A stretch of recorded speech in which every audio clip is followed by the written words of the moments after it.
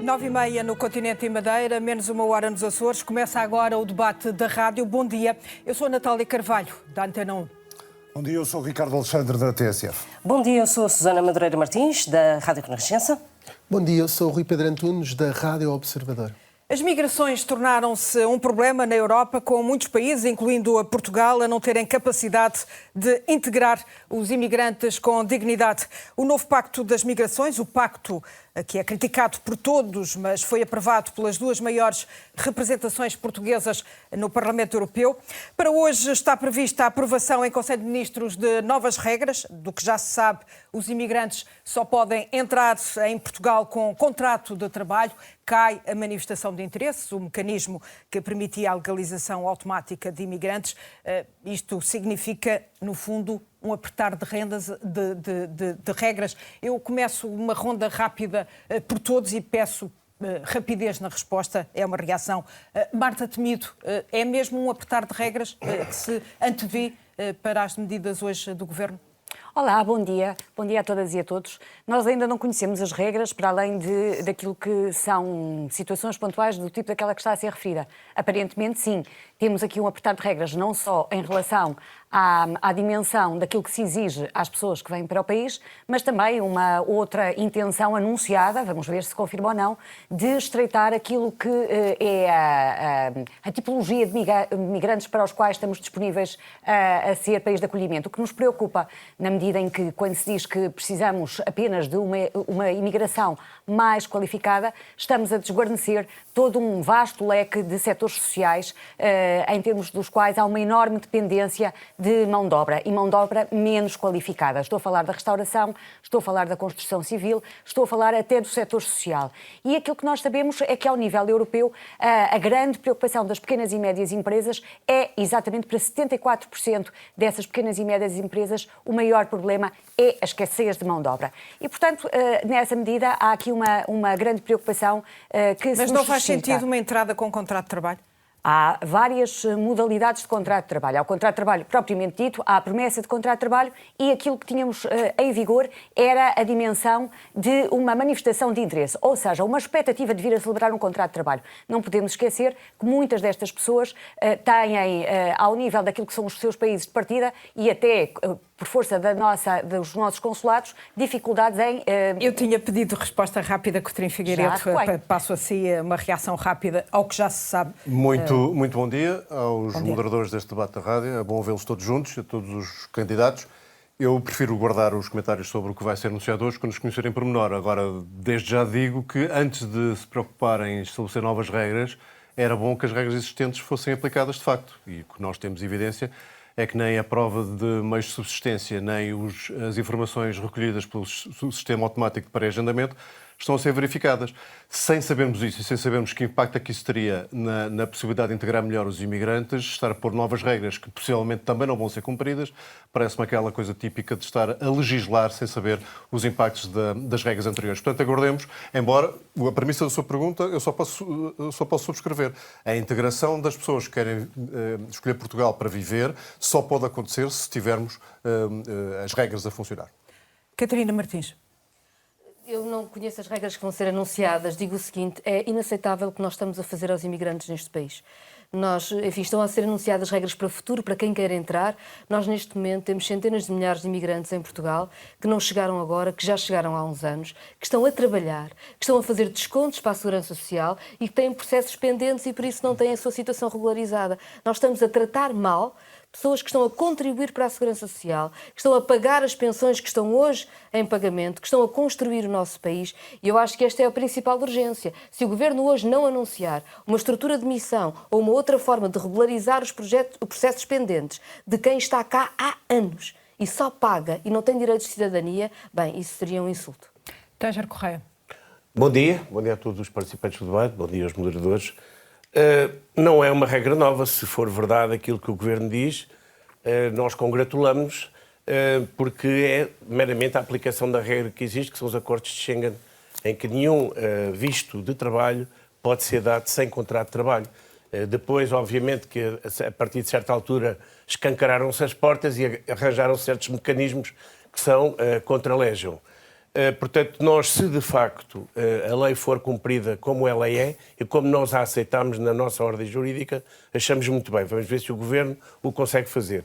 Quanto aos imigrantes que cá estão, devo dizer que é urgente legalizar os 400 mil que esperam por isso em condições que nós consideramos subhumanas.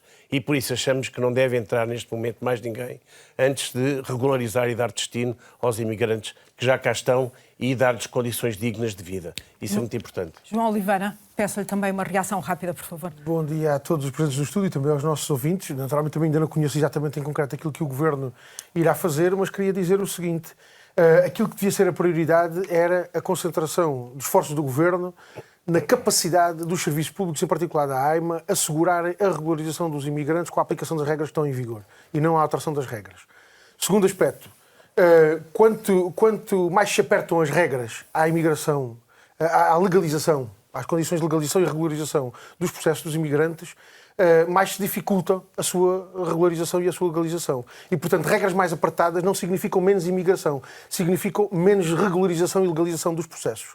E, naturalmente, quem beneficia disso é quem verdadeiramente explora os imigrantes que estão em circunstâncias de irregularidade e de ilegalidade em relação à sua documentação e aos seus processos. E é preciso fechar portas às redes ilegais, e o fechar portas às redes ilegais só se consegue efetivamente com o cumprimento das regras que estão na lei e com a capacidade de resposta, particularmente da AIMA, em tempo útil e dentro dos prazos que estão hoje definidos na lei. Francisco Popério, peço-lhe também uma reação rápida. Bom dia a todos e obrigado pelo convite. A nós preocupa-nos sobretudo também o tipo de discurso que está a ser feito em relação à imigração. E quando temos um ministro a dizer que quer fazer regras mais apertadas e ainda não conhecemos quais são estas regras, a verdade é que estamos a ir na direção oposta à que a União Europeia quer ir, que é de solidariedade e de cooperação. Nós vemos também que, segundo académicos, mostram que fechar fronteiras, o que leva ou dificultar até acesso à entrada de imigrantes, não leva a uma menor imigração, leva a uma maior imigração ilegal, que acho que todos aqui concordamos que não deve acontecer. Portanto, temos que acompanhar o processo e temos que ver quais são estas regras, mas para o LIVRE é muito preocupante que a direita democrática, digamos, está a cooptar um tipo de discurso perigoso que associa até a segurança este tipo de imigração e, portanto, temos que condenar todo este aspecto. Fidalgo Marques. Bom dia a todas e a todos. Este discurso de medo, que já ouvimos aqui também do Chega, não faz sentido. A Europa não tem as portas escancaradas, temos regras já definidas. Sobre as regras de hoje, temos que perceber o que é que o Governo vai propor, mas o mais importante é também perceber, com as regras que nós já temos, como é que a AIMA vai conseguir atuar. Tivemos, numa reportagem de ontem, a Presidente do Supremo Tribunal Administrativo, Dulce Neto, a dizer precisamente que o problema é dramático, que é um problema de direitos humanos e uma crueldade absoluta que tem que ser resolvido. Estamos a falar neste momento de já existem 3 mil pendências no Supremo Tribunal Administrativo e que a estimativa é que podem passar a ser 350 mil pendências, ou seja, que nem sequer haveria resposta por parte e capacidade de resposta dos nossos tribunais. Por isso, o que será urgente é o nosso Governo pôr a AIMA a funcionar e dar uma resposta que é também humanitária aos imigrantes que já cá estão e que estão cá a contribuir para a nossa segurança social. Sebastião Bugalho, guardei-o para o fim porque esperava um maior ataque às posições que, no fundo, o senhor representa, que são as da AD e que compõem o atual governo. Mas de qualquer forma... repare, Natália, que eu não conheço o plano porque eu não sou membro do governo e o plano ainda não foi apresentado. Eu posso defender e apresentar e debater. Estão anunciadas medidas mais apertadas. As ideias do meu programa para o Parlamento Europeu. O programa do governo é do governo. O programa para o Parlamento Europeu é da equipa do Parlamento Europeu. Concorda ou não com este princípio de regras mais apertadas? Eu, em primeiro lugar, cumprimento todos os moderadores e os demais adversários e concorrentes. Bom dia a todos. Deixe-me dizer-lhe que não há um discurso de medo, mas também não pode haver o medo de resolver os problemas. E nós não podemos dizer exatamente que são regras mais apertadas, para já porque não conhecemos ainda o plano. Foi o Ministro que o disse. Mas eu acredito no que me diz. Mas indo ao encontro da sua pergunta e tendo como boa fé aquilo que me está a dizer, aquilo que lhe posso dizer é que acabar com o conceito de manifestação, com a prática, com a política da manifestação de interesse e introduzir a necessidade do contrato de trabalho poderá ser uma solução útil para garantir que há menos imigração ilegal. E isto são os dados estatísticos que nos dizem, eu posso citá-los aqui. Segundo a Direção-Geral de Política da Justiça, o tráfico humano mais do que duplicou desde que a manifestação de interesse passou a ser um instrumento de imigração mais utilizado em 2017.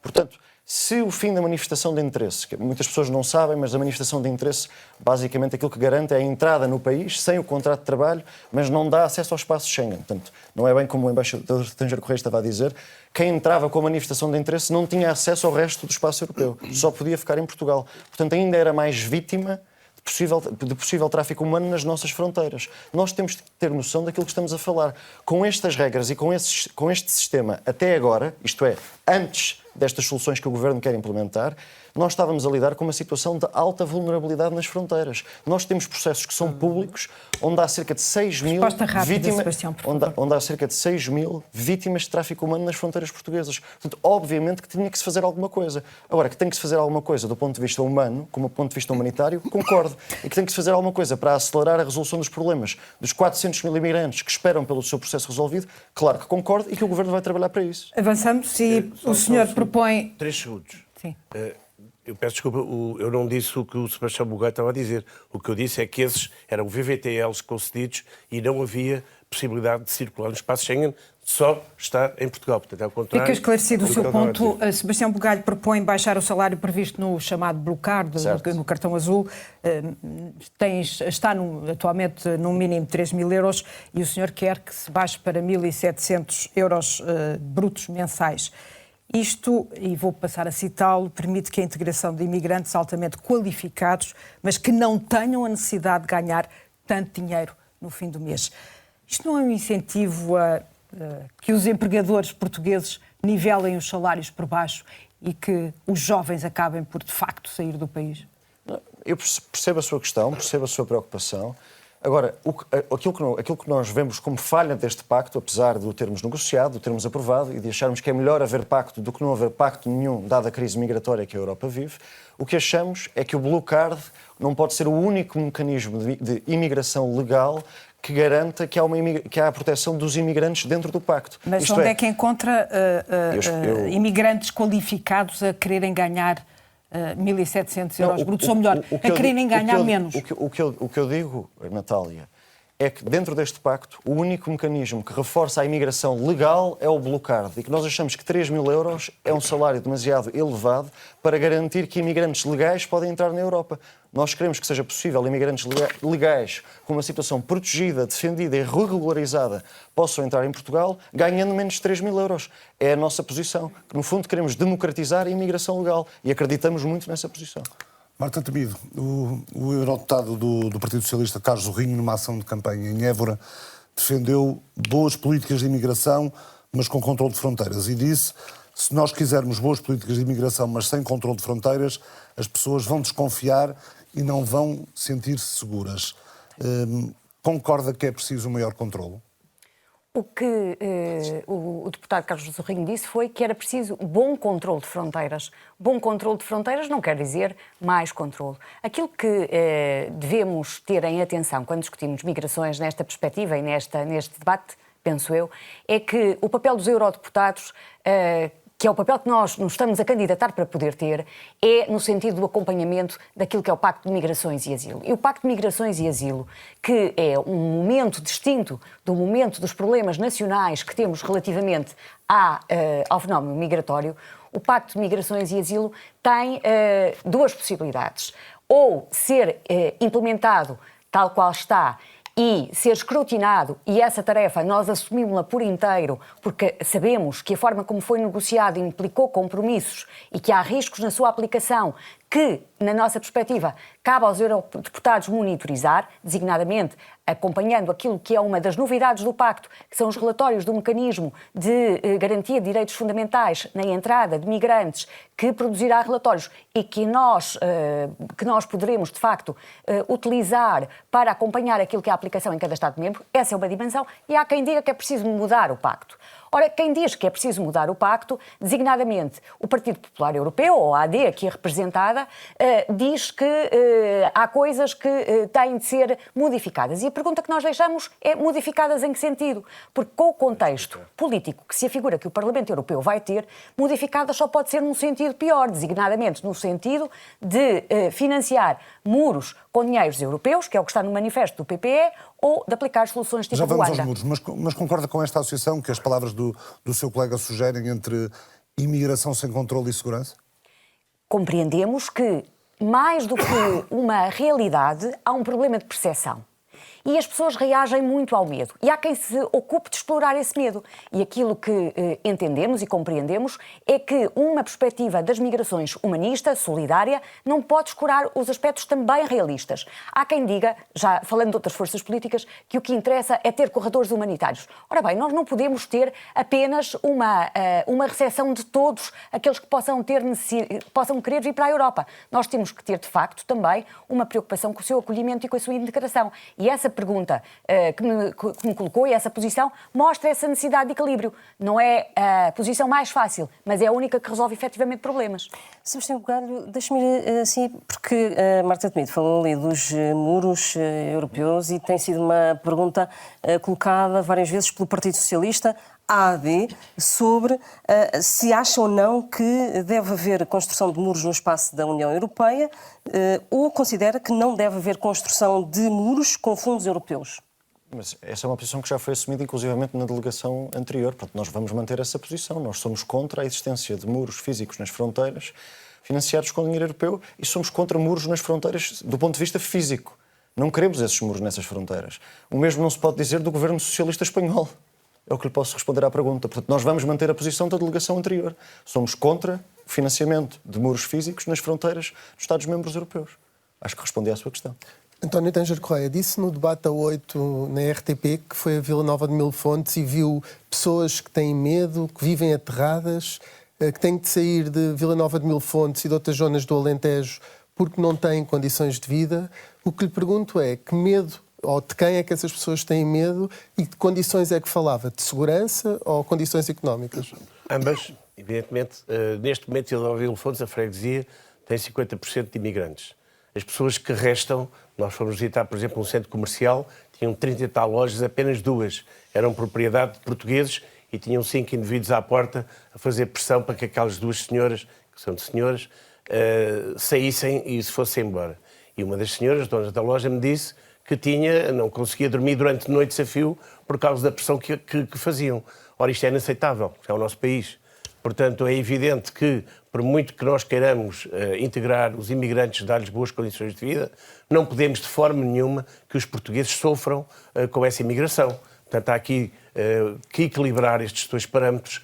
Mas desculpa, só não percebi qual é que foi a pressão que as senhoras estavam a sofrer. As senhoras, pressão dia e noite.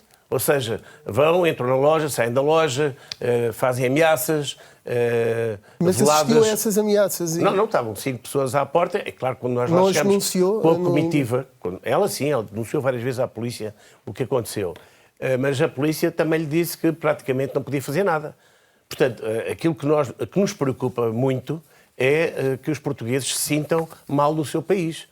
Isso preocupa-nos de sobremaneira e não é só no Alentejo, no Norte passa-se a mesma coisa. Tanger Correia também, enfim, defende que não haja tanta imigração no Alentejo e noutras zonas. Como é que depois arranja mão de obra, por exemplo, para explorações agrícolas? Para já temos 400 mil à espera de serem registados e de entrarem no mercado de trabalho. Portanto, o primeiro passo é a regularização desses 400 mil para que possam entrar no mercado de trabalho. E depois o segundo passo é ver realmente as necessidades. E os contratos de trabalho anunciados pelo Governo, e espero que assim o pratiquem, é fundamental para se determinar as necessidades que o país tem. Isso é absolutamente fundamental, porque nós não podemos fazer uma política que realmente venha prejudicar a população portuguesa. Já tenho uma pergunta também muito rápida para fazer, mas queria só, a Catarina Martins disse que era mentira. É que nós não podemos, num debate, dizer qualquer coisa e depois as ideias ficam a pairar como se fosse verdade. As pessoas, as 400 mil pessoas, acho que já são mais, que estão à espera de regularização dos seus processos na AIMA, estão a trabalhar. Algumas estão a trabalhar há anos. O seu processo de regularização não é para entrarem no mercado de trabalho. A ideia de que estão centenas de milhares de imigrantes em Portugal sem trabalhar, que a extrema-direita vai passando para criar o medo, é mentirosa. E nós não podemos, em nenhum espaço que ouvimos coisas destas, deixar passar. Porque estamos a insultar pessoas que estão no nosso país, que trabalham no nosso país, que aqui contribuem e devem ser tratadas com dignidade. E este tipo de discurso é absolutamente inaceitável. Já voltamos a si. Mas há mais, Rui Pedro Antunes. Só mesmo para terminar, o Chega também defende cotas anuais. Este estas cotas têm limitações relativamente ao país de origem, algum tipo de limitações étnicas? São numéricas apenas? Não, são meramente numéricas e feitas de acordo com as necessidades do mercado de trabalho. Eu queria dizer uma coisa sobre isto que o Teja Correia acabou de dizer, porque o que o Teja Correia acabou de fazer é dizer que há um problema de ordem pública ou até de coação associado a imigrantes, quando é uma coação condenável, fosse qual fosse o perpetrador, e não venha dizer que não há portugueses que fazem o mesmo, se calhar por vários centros comerciais por esse país fora. Portanto, é totalmente indiferente a nacionalidade do infrator, neste caso, e associar uma coisa à outra parece-me os tais laivos de xenofobia e de racismo que perpassam o discurso do Chega, é nisto que se vê. Uma coisa é dizermos que há ações ilegais cometidas, seja por quem for, e que as autoridades devem atuar. Não atuaram no caso de Vila Nova e Vila Fontes. Gostava de saber porquê. Também é coação sobre as forças de segurança, ou não estão devidamente equipadas, ou não dão importância ao assunto. Isso sim interessa discutir. A nacionalidade do infrator que anda a coagir pessoas, admitindo que o anda a coagir, que eu não conheço essa situação em concreto, mas admito que seja possível. Como admito que seja possível noutras situações de pessoas da sociedade portuguesa. Portanto, associar este tipo de comportamentos a imigrantes é exatamente aquilo que não ajuda à resolução do problema. Eu queria deixar isso bem claro aqui. Eu também queria deixar bem claro que eu estava meramente a reportar aquilo que vi. Podia fazer mais. Podia fazer mais. É que o Chega passa a vida a vir para a comunicação social, a falar de coisas que são mais ou menos insinuações para semear o ódio entre pessoas. É inaceitável. Sabe, quando há um crime e um partido político tem responsabilidades institucionais, atua sobre isso.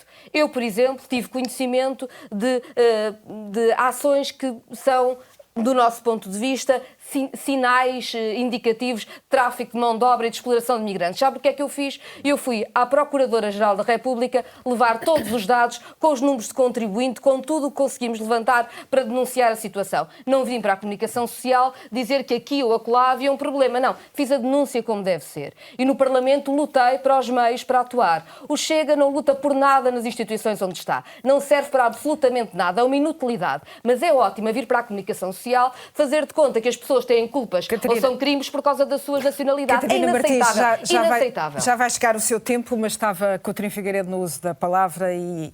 Eu roubei, por acaso. Elogiou o regresso do Eurodac, o Sistema Europeu de Comparações Digitais dos Requerentes de Asilo, em que são recolhidos dados biométricos sobre o percurso de vida da pessoa para que cada Estado-membro possa comparar e saber a cada momento onde está essa pessoa. Pergunto-lhe como é que um liberal pode elogiar um pequeno Big Brother imigrante? Com dificuldade, mas com realismo. Nós já hoje temos todos passaportes eletrónicos, suponho que é verdade para todos os que estão aqui, cheio de dados biométricos. Portanto, a nossa circulação livre dentro do espaço europeu já depende de facultarmos esses dados. Em relação àqueles que têm origem fora do espaço europeu, acresce que muitos deles têm situações documentais difíceis de comprovar. E, portanto, por maioria de razão, dados biométricos são a única maneira de verificar se a circulação dentro do espaço europeu está dentro daquilo que são os critérios de elegibilidade. Agradeço-lhe chamar a atenção para essa dificuldade prática. Portanto, os liberais não são dogmáticos em relação a essas matérias. Temos um problema, acho que todos estamos de acordo que temos um problema. Há várias maneiras, várias abordagens para o resolver. Uma delas tem que passar certamente por saber qual é o tipo de circulação que as pessoas depois têm dentro do espaço europeu, aqueles que já têm direito à circulação livre de Schengen ou os que ainda não têm. Catarina Martins, o Bloco de Esquerda aprovou na Assembleia da República a extinção dos Serviços Estrangeiros e Fronteiras. Parece evidente que essa extinção contribuiu de alguma forma para o caos que parece instalado. O que lhe pergunto é se o Bloco de Esquerda se sente responsável pelas situações de indignidade pelas quais os imigrantes têm passado nos últimos tempos, depois da extinção do CEF. Na verdade, parece-me que essa decisão foi bastante percebida e é consensual. Aliás, o Governo não parece sequer propor voltar atrás por uma razão que as pessoas percebem. Não tem sentido ter polícias a fazer trabalho administrativo nem administrativos a fazer trabalho de polícia. E a extinção do CEF, que aliás houve uma avaliação de que não estava a funcionar e houve casos gravíssimos, como sabemos, assassinato de um homem, mas houve vários casos muito graves. As polícias estão nas polícias, a controlar as fronteiras, a combater o tráfico de seres humanos. Os administrativos têm de regularizar o processo. Problema, o Partido Socialista deixou que os processos se acumulassem de uma forma absolutamente inaceitável. Já estava no CEF, o CEF já tinha 350 mil processos pendentes, acumulados, não fez nada. Este governo agora tem falado de várias coisas, ainda não apresentou uma única proposta para resolver os processos pendentes. O Bloco de Esquerda vem desde 2019 defendendo que é preciso uma estrutura de missão para resolver estes processos pendentes. Eu volto a repetir, são pessoas que estão há anos no nosso país e querem coisas que são tão de seu direito, como o reagrupamento familiar ou, enfim, tratar das suas condições, dos seus vistos, que já têm, estão no país legalmente, estão a trabalhar, a contribuir para a Segurança Social, e o Estado, que devia responder em 90 dias aos seus pedidos, está a demorar anos. Vamos avançar. Francisco Palpério, o LIVRE quer o reforço de fundos europeus para a integração de migrantes. Diga-me, é possível integrar todos com as mesmas condições? A política europeia deve ser a de deixar entrar todos os imigrantes que queiram, uma política de fronteiras abertas que é criticada, por exemplo, pelo Chega? Sim, é uma política de fronteiras abertas, mas fronteiras abertas, claro, com segurança, e é isso que o LIVRE defende. E é isso que temos na União Europeia. O que o LIVRE ataca na União Europeia é a falta desta integração que existe nos países-membros e a falta de coordenação que existe a nível de países e Estados-membros. E é possível integrar todos?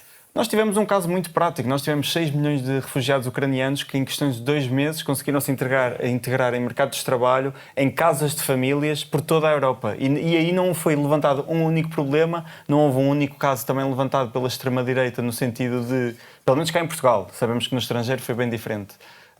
Mas vimos que realmente com os 6 milhões de ucranianos, numa questão de meses, conseguimos. E, portanto, o que o LIVRE defende é que realmente nós conseguimos ter esta capacidade, basta também haver coragem política. E é isso que falta. E é isso que faltou também ao PS na passagem para a AIMA e no investimento que era preciso nesta, no fundo, burocratização, porque o problema neste momento é uma questão de burocratização para ter os documentos necessários a estes migrantes para que possam estar regularizados, porque, mais uma vez, estas pessoas não estão aqui ilegais, não estão documentadas. E, portanto, é um processo puramente burocrático que, infelizmente, não foi tratado no anterior governo e que, esperemos que hoje seja tratado de forma célere, rápida, e que não seja colocado outros critérios ou critérios mais apertados que depois favoreça ainda mais as redes de tráfico humano, porque quando a legalidade se torna difícil, o que se torna possível é ilegalidade, e quem ganha são os grupos de tráfico humano. João Oliveira, ao longo dos anos o PCP tem criticado a ação da Frontex e já chegou a defini-la como uma força para a expulsão de migrantes, interferindo nas competências soberanas dos Estados-membros. A Frontex, tal como existe, devia ser extinta, e já agora o que é que propunha como alternativa nesse caso? O problema com a Frontex é que ela é verdadeiramente um instrumento de uma política de migrações que não serve. E, portanto, para além de haver questões, naturalmente, do ponto de vista da soberania dos Estados em matéria policial e em matéria de fronteiras, e até relacionados com o funcionamento do sistema de justiça, há o problema de base que ela é um instrumento de uma política migratória que não serve. Aliás, uma política migratória tão desumana que levou a situações como aquelas que conhecemos a semana passada, de imigrantes abandonados no deserto, à morte, à fome e à sede, precisamente em consequência dos mecanismos a que está associado à política de migrações da União Europeia. Ora, isso, naturalmente, quando a política não serve, os instrumentos que a aplicam dificilmente podem servir. E no caso português, nós estamos perante a mesma discussão que tem que ser feita. Portugal tem que abordar os problemas da imigração em toda a sua dimensão. Eu queria sublinhar aqui um aspecto, até não quis há bocado interromper, se calhar devia ter interrompido, mas digo agora. A segurança tem que ser garantida às populações. A todas as populações, sejam imigrantes, sejam nacionais, todas as pessoas que vivem no nosso país têm que viver com um sentimento de segurança. O discurso de ódio contra os imigrantes é um fator de insegurança, é um fator de conflito social, é um fator que gera situações como aquelas que ainda tivemos há uns anos no Alentejo, em Moura, com um candidato de uma força política que disparou sobre uma família de estrangeiros. Ora, verdadeiramente, o discurso de ódio é um fator de insegurança e ele tem que ser combatido. Agora, o que não pode ser a concepção da política de migração em Portugal é a ideia de que, levantando muros e levantando barreiras, nós ficamos com algum problema resolvido. Porque não ficamos levantando muros, levantando barreiras, nós ficamos fechados sobre nós próprios.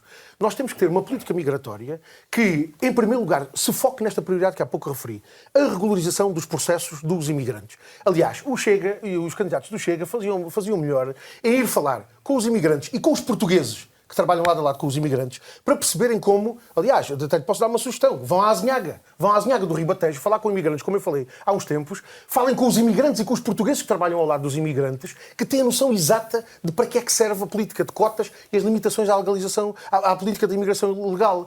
Cada vez que há um imigrante que tem um problema, um atraso na regularização do seu processo, que tem um problema com a sua documentação, os salários começam a não chegar a horas, as condições de habitação começam a ser ainda piores do que eram, porque imigrantes em situação de irregularidade dos seus processos administrativos são trabalhadores sujeitos a mais exploração.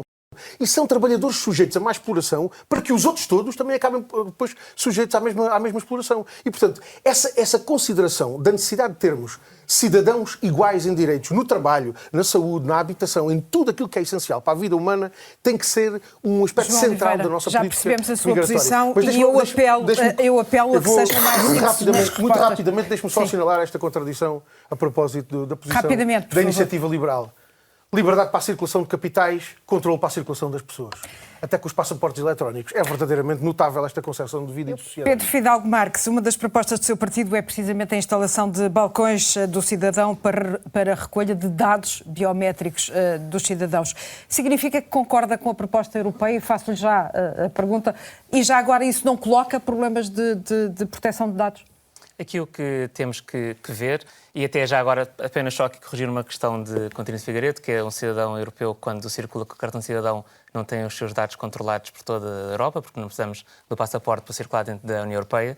Mas a proposta destes balcões de cidadão é para agilizar a burocracia, que é um dos problemas que nós temos tido. E já também para desmistificar aqui a questão do medo, levantada ali por Tânger Correia, porque faz muitas vezes acusações sem depois ter consequências, e para que fique claro que, por exemplo, quando temos processos de condenações e vamos ver nossas prisões, menos de 15% é a população que não é portuguesa. Por isso, esta questão que a imigração vai trazer um aumento da criminalidade é um erro, não está correto e vai incutir esta política do medo. Mas claro que temos de estar aqui a falar, quando falamos de migrações, e falámos aqui de várias situações, mesmo até se temos as portas abertas, como é que financiamos a integração. O PAN tem falado e temos referido várias vezes, por exemplo, esta contribuição extraordinária sobre os lucros excessivos da indústria da guerra, que nós falamos na questão até do combate ambiental, do impacto da guerra, mas também falamos da parte humanitária. E pode servir perfeitamente para poder financiar estes projetos de integração, estas questões também humanitárias, até porque muitas vezes não respondeu à minha pergunta. Estas migrações, mas vou voltar a fechar depois com a pergunta.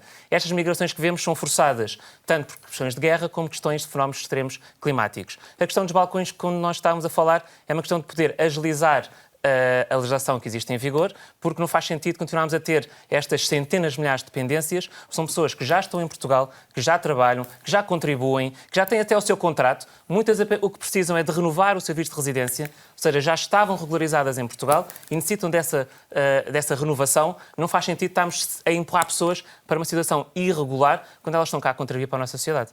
Com limites nos dados biométricos ou não?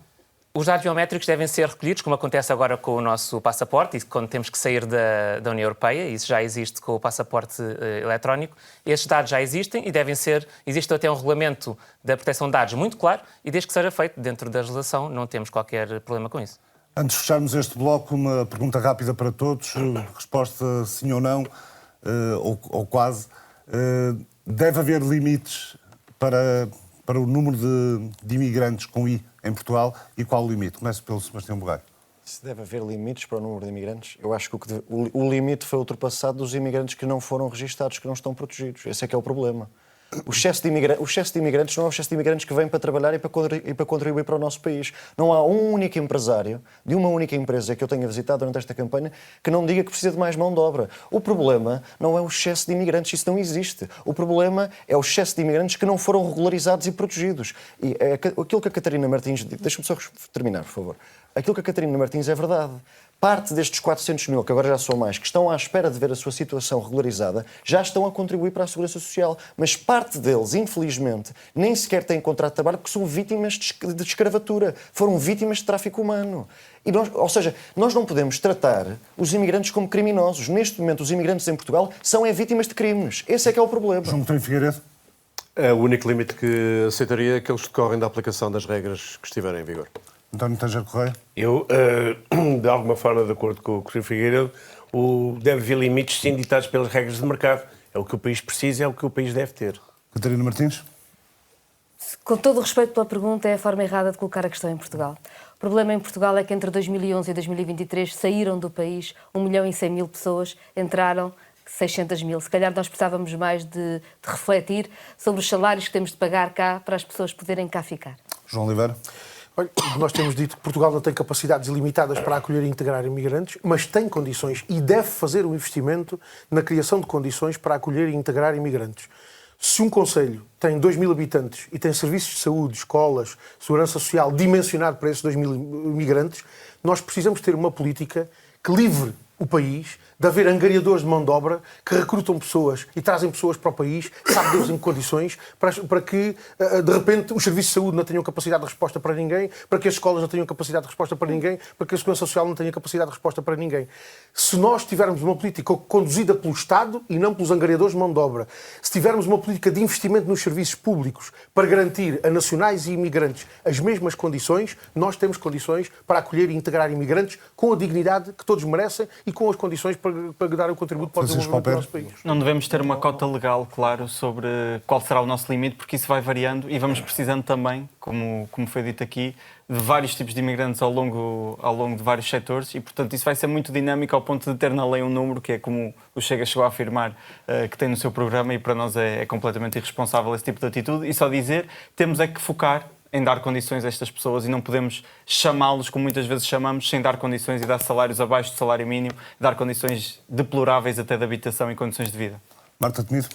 Sem prejuízo de aquilo que é a realidade ser dinâmica e nós precisarmos de ir respondendo em cada momento àquilo que é a sua evolução, esta reforma recente foi no sentido correto. E nós entendemos que os aspectos legislativos dessa reforma, e esse foi um dos aspectos que foi introduzido, é no sentido correto. Há depois uma dimensão institucional do tema que se prende com a CEF e com a AIMA que tem de ser reforçado. Eu repudio veementemente a ideia de que nós não estamos, a praticar uma exploração de imigrantes. Eu recordo, por exemplo, que na área da vacinação contra a Covid-19 foi uma das áreas em que nós respondemos assertivamente com a igualdade de tratamentos. Não está a responder, Marta Temido, à pergunta com sim ou não. Já respondi. A resposta é não, porque essa foi a mudança legislativa que nós fizemos. Agora, só para terminar, o que me preocupa é quando ouço, como ouvi neste debate, candidatos, forças políticas a dizerem que é necessário dar destino aos imigrantes que cá estão. Dar destino são, por acaso, objetos. Ou se dizer que é preciso ter um blocardo mais baratinho. Isso é que me preocupa, porque mostra bem aquilo a que vimos. Vamos mudar de tema. Marcos? Ainda falto eu. Falta o Pedro. Certo. Não, aqui nesta questão acho que temos de ter regras bem claras e essas já existem, ou seja, temos a cumprir a legislação. A nossa economia é dinâmica, não faz sentido estarmos a ter um número, porque o que temos de trabalhar é a integração, quem já está e que se cumpra as regras. Estava a ser rápida demais. Vamos mudar de tema então para alargamento da União Europeia e também os fundos comunitários, impacto das guerras. Sebastião Bugalho, o programa eleitoral da AD propõe acompanhar o processo de um novo alargamento da União Europeia. Aquilo que lhe pergunto é até onde pode ir este alargamento e muito particularmente, deve incluir, por exemplo, a Sérvia, que tem um governo que inclui elementos pró-Putin, e se é possível um alargamento, por exemplo, à Moldávia ou Moldova. Eu acho que a questão não é que país é que vamos acolher, é que critério é que aplicamos. E o critério é sempre o mesmo para cada país que é candidato à adesão à União Europeia, que são os critérios de Copenhague. O candidato à adesão tem que ser capaz de cumprir com o Estado de Direito, com a pertença europeia e com a incorporação legal e administrativa de ser um membro da União Europeia. Portanto, se me pergunta caso a caso, obviamente que há países que referiu que ainda não cumprem com os critérios de Copenhague, portanto, que ainda não podem fazer parte da União Europeia. Agora, eu digo-lhe, e isso está no nosso programa, como disse, que nós estamos comprometidos com o alargamento. Nós achamos que o alargamento é um imperativo estratégico. Nós achamos que uma Europa maior é uma Europa mais forte e que se vai conseguir defender no mundo de melhor maneira. Portanto, sim, somos a favor do alargamento, sim, queremos ter uma voz forte a favor do alargamento e na discussão e no debate no Parlamento Europeu sobre os fundos do futuro, ou seja, sobre os fundos que já contem com esse alargamento, nós, obviamente, também vamos defender os interesses dos portugueses. Não tem que haver um binómio entre ser a favor do alargamento ou ser contra os fundos europeus para os portugueses. Eu acho que é possível sermos a favor do alargamento e conseguirmos o melhor para Portugal ao mesmo tempo. É isso que nós temos que dizer aos portugueses, que é possível ter mais e melhor Europa e mais e melhor Portugal dentro da Europa. Marta Temido. Eu gostava só, se me permitem, de dar aqui uma breve nota, são 3 segundos. Eu concordo com aquilo que o João Oliveira do PCP, da CDU, disse, que é fundamental equilibrar o processo de inclusão e integração dos migrantes com o nosso Estado Social português. Eu concordo perfeitamente consigo. Está feita a nota, eu gostava só de lhe dizer que isso já acontece. No Fundão, que é um grande exemplo de integração de imigrantes em Portugal, o processo de autonomização de um migrante é 1 ano. A média europeia são 5. Nós já somos um exemplo nisso, João. O problema nisso é que encontrar a situação excepcional relativamente à regra que mas nós temos que ter orgulho e ser excepcionais em Portugal. Não, mas o exemplo do Fundão não é o exemplo que nós temos em todo o país. E o problema é que, para haver verdadeiramente, em todo o país, um tratamento uniforme, na perspectiva de garantia dessa política de migrações, é preciso que ela seja uma política, que não seja um caso isolado em função nós promovemos, obviamente, o debate. Isto é um debate e ainda bem que estão a debater, que é para isso é muito importante, mas também precisamos de avançar para outros temas. Marta Temido, o PS apoiou o alargamento à Ucrânia e aos Balcãs Ocidentais, de acordo com o programa, quase sem reservas. Portugal está preparado para ter menos representação, eventualmente menos eurodeputados, abdicar de um comissário, além também, obviamente, de menos fundos comunitários. Caso haja esta menor representação de Portugal, deve ser aceito esse alargamento? Bom, não é exato aquilo que referiu, se me permite, porque aquilo que nós dizemos desde o início é que tem que haver sincronização no processo, nos eventuais processos de alargamento. Por um lado, os países candidatos, os Estados-membros, os futuros Estados-membros, têm que cumprir sem tolerância aquilo que são os critérios de Copenhaga, e isso tanto dá para a Sérvia, como para a Ucrânia, como para a Moldávia. A nossa perspectiva em relação aos países candidatos é essa, e, portanto, reconhecemos que eles estão em diferentes situações de capacidade de darem esse passo. A minha questão era mais se Portugal perder representação... Por outro lado, a União Europeia tem que fazer o seu caminho de reformas institucionais no sentido de garantir a capacidade de absorção adequada desses futuros Estados-membros. Reformas institucionais, reformas designadamente do processo de tomada de decisão. Porque uma coisa é ter uma União Europeia a 27, outra coisa é ter uma União Europeia a 30 ou a 35 ou o que seja. Na nossa perspectiva, e penso que a sua questão terá a ver com o tema das maiores necessidades e até do suprimento dessas maiores necessidades em termos orçamentais, e nós temos dito, é um aspecto que nos preocupa. Uma coisa é uma União Europeia a 27, outra é a 35. Nós não queremos que essa necessidade de recursos adicionais se repercuta sobre as pessoas. Fala-se muito de como é que vamos garantir que nesse contexto mais alargado se mantêm as políticas de coesão, se mantêm as políticas agrícolas comuns. Na nossa perspectiva, a hipótese de algumas contribuições, por exemplo, sobre plataformas digitais, sobre transações financeiras, porque temos que discutir o tema recursos próprios, poderão ser uma via. Não são mais impostos. Porque aquilo, são para as empresas, podem ser para as pessoas. Mas é totalmente diferente. É totalmente diferente. Porque aquilo que nós estamos a falar é de contribuições e estamos a falar de áreas que as pessoas percebem muito bem. Grandes plataformas, grandes transações financeiras. Não estamos a falar de taxar mais as pessoas, mas, sem dúvida nenhuma, que isto tem a ver com uma discussão séria, e é essa posição com a qual nós sempre nos apresentamos, uma posição séria relativamente a cada um dos temas. E este é um tema que, para ser encarado objetivamente, tem que ser olhado pelos dois lados. Não basta dizer, venham. Deixa só o João Coutinho Figueiredo responder essa questão se ficou incomodado com as taxas para as grandes empresas. Obrigado por essa oportunidade, porque estamos aqui há 3/4 de hora e a Marta Temido está permanentemente a ver se passa entre os pingos da chuva. Há bocado o PS não tinha responsabilidade nenhuma na extinção do CEF e no caos que é a entrada em funcionamento da AIMA. E agora está-me a querer convencer as pessoas que taxar empresas não é a mesma coisa que taxar pessoas. Mas acha que alguma empresa que, se puder repercutir nos seus preços, não repercute os impostos nos preços e nos consumidores? Só há pessoas coletivas, ou pessoas, só há pessoas. Impostos são sempre sobre pessoas.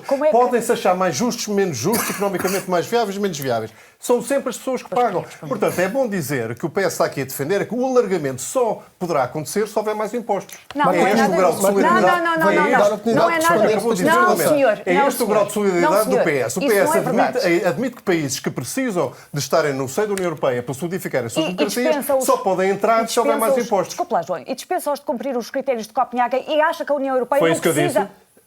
disse que o que disse foi. Então diga agora, precisam cumprir os PS. Aliás, diga outra coisa, que também não foi aqui dita. Os critérios de Copenhaga não são só políticos e económicos, são também de acervo comunitário, capacidade, instituições capazes. Falem só um de cada vez, por favor. Podem debater. O debate é saudável, mas falem só um de cada vez, senão as pessoas não ouvem nada. Mas quando dizem que eu não digo coisas só porque não disse, estão pressupostas, pelo amor de Deus. Acho que eu não quero cumprir os critérios de Copenhaga. E acha que o único tema que o PS pôs em cima da mesa, na resposta que Desde o princípio. Desde o Primeiro-Ministro dizer que a Ucrânia pode aceder desde que não haja redução dos fundos comunitários. Não foi isso que o Primeiro-Ministro disse. Não foi isso que o Primeiro-Ministro disse e não é isso que eu estou a dizer. O que estou a dizer, e o João seja sério, se faz favor, em relação a este tema, é que há temas orçamentais e temas de reformas institucionais. Ou, porventura, acha que é possível continuar a ter o mesmo mecanismo de decisão com a entrada destes novos países? Não acho. Então, pronto. Está no nosso manifesto. Então está de acordo. Certo. Então está de acordo Nessa comigo. parte, não nos impostos. João, a Iniciativa Liberal nunca está disponível para encontrar mais recursos. Não sei é que... muito bem, pronto, acabou de dizer qual é a sua opinião. Claro. Nós achamos que para ter uma União Europeia resolver tudo com o dinheiro das pessoas... O debate é 8, não é 2, temos mesmo que avançar. Exatamente, é 8 e não a 2. João Oliveira, 10 anos depois do início do conflito no Donbass e passados 2 mais 2 da invasão da Ucrânia, o lugar da Ucrânia é mesmo na União Europeia e já agora um país como a Sérvia deve estar na União Europeia ou numa órbita mais próxima da Rússia e Bielorrússia? Olha, nós levamos muito a sério aquilo que dizemos sobre a não ingerência em assuntos internos e achamos muito importante que, particularmente nestas circunstâncias, para além daquilo tudo que já aqui foi dito e que eu não vou repetir sobre a necessidade de cumprir critérios, dos critérios que são utilizados serem verdadeiramente verificados, há um aspecto que é absolutamente imprescindível. É que essa decisão tem que ser uma decisão que cada povo tem que tomar de forma soberana, esclarecida, livre, informada, de forma democrática relativamente ao caminho que quer. A outra dimensão que tem esta questão do alargamento tem que ver com algumas das questões que aqui foram já colocadas, sobretudo para quem está. Ou seja, o alargamento é uma questão para quem entra, mas também é uma questão para quem está. E eu sobre isto, para não estender muito o tempo, queria apenas destacar 3 aspectos. Primeiro, a experiência mostra-nos que alargamentos da União Europeia que não sejam acompanhados pelo reforço dos orçamentos da União Europeia significam que, para os países mais fortes, abrem-se mercados que aproveitam, para os países da periferia, como Portugal, há prejuízos pelos quais não somos compensados. E, portanto, um alargamento da União Europeia tem que implicar o reforço da União Europeia, ao contrário daquilo que tem acontecido com as reduções do orçamento da União Europeia, com o corte de fundos para Portugal, inclusivamente cortes de fundos para Portugal, subscritos pelo PS e pela AD, que votaram a favor desses cortes dos orçamentos da União Europeia. Onde é que se vai buscar o dinheiro? Boa pergunta, para a qual eu tenho resposta. A nossa perspectiva é de que o reforço do orçamento da União Europeia se faça a partir da contribuição que os Estados devem assegurar por via do rendimento nacional bruto e não através de impostos europeus ou outros mecanismos dessa natureza. Porquê? Porque se há países que beneficiam com o rendimento e outros que são prejudicados, esse benefício está traduzido no rendimento nacional bruto de cada país e é em função disso que o contributo reforçado deve ser assegurado por parte de quem beneficia para compensar aqueles que são prejudicados. E não somos a favor de impostos europeus precisamente por isso. Porque, aliás, é uma das matérias, a matéria fiscal é uma das matérias que é da soberania dos Estados. Deve haver todo o espaço de cooperação entre Estados para que, do ponto de vista fiscal, as decisões possam ser aplicadas com eficácia na tributação, garantindo os critérios que cada país define. Somos contra a ideia de impostos europeus. O último aspecto que queria sublinhar. Quando se fala de reformas estruturais, vale a pena saber quem é que está a defender o quê. Quando a doutora Marta Temido fala de reformas estruturais, olha, eu deixo aqui uma questão. Quem é que vai acompanhar o PCP na defesa do princípio da unanimidade nas decisões do Conselho e no seu alargamento quando estejam em causa matérias de interesse vital? É que até hoje, nós batemos-nos sem ter os deputados portugueses todos do nosso lado pelo princípio da unanimidade. Porquê é que o princípio da unanimidade é particularmente importante associado ao alargamento?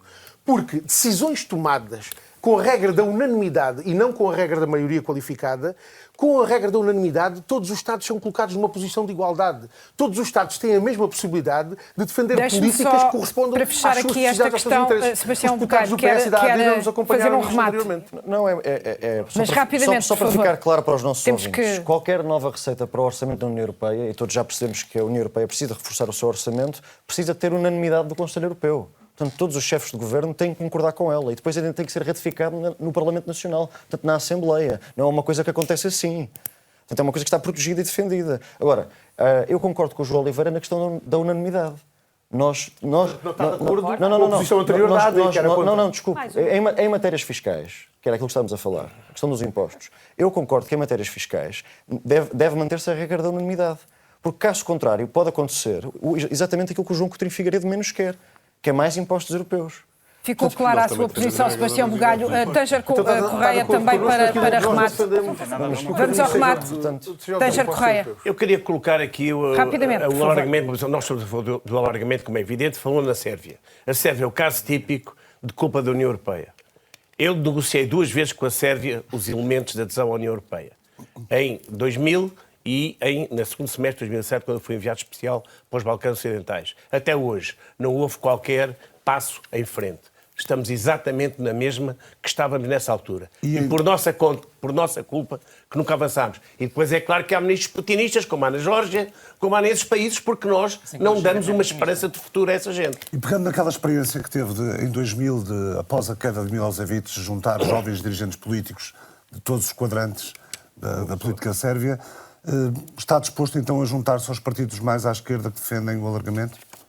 Não, nós somos a favor do alargamento, sem dúvida nenhuma. E eu sempre defendi, como sabe muito bem, o alargamento aos Balcãs Ocidentais como elemento estratégico para a União Europeia.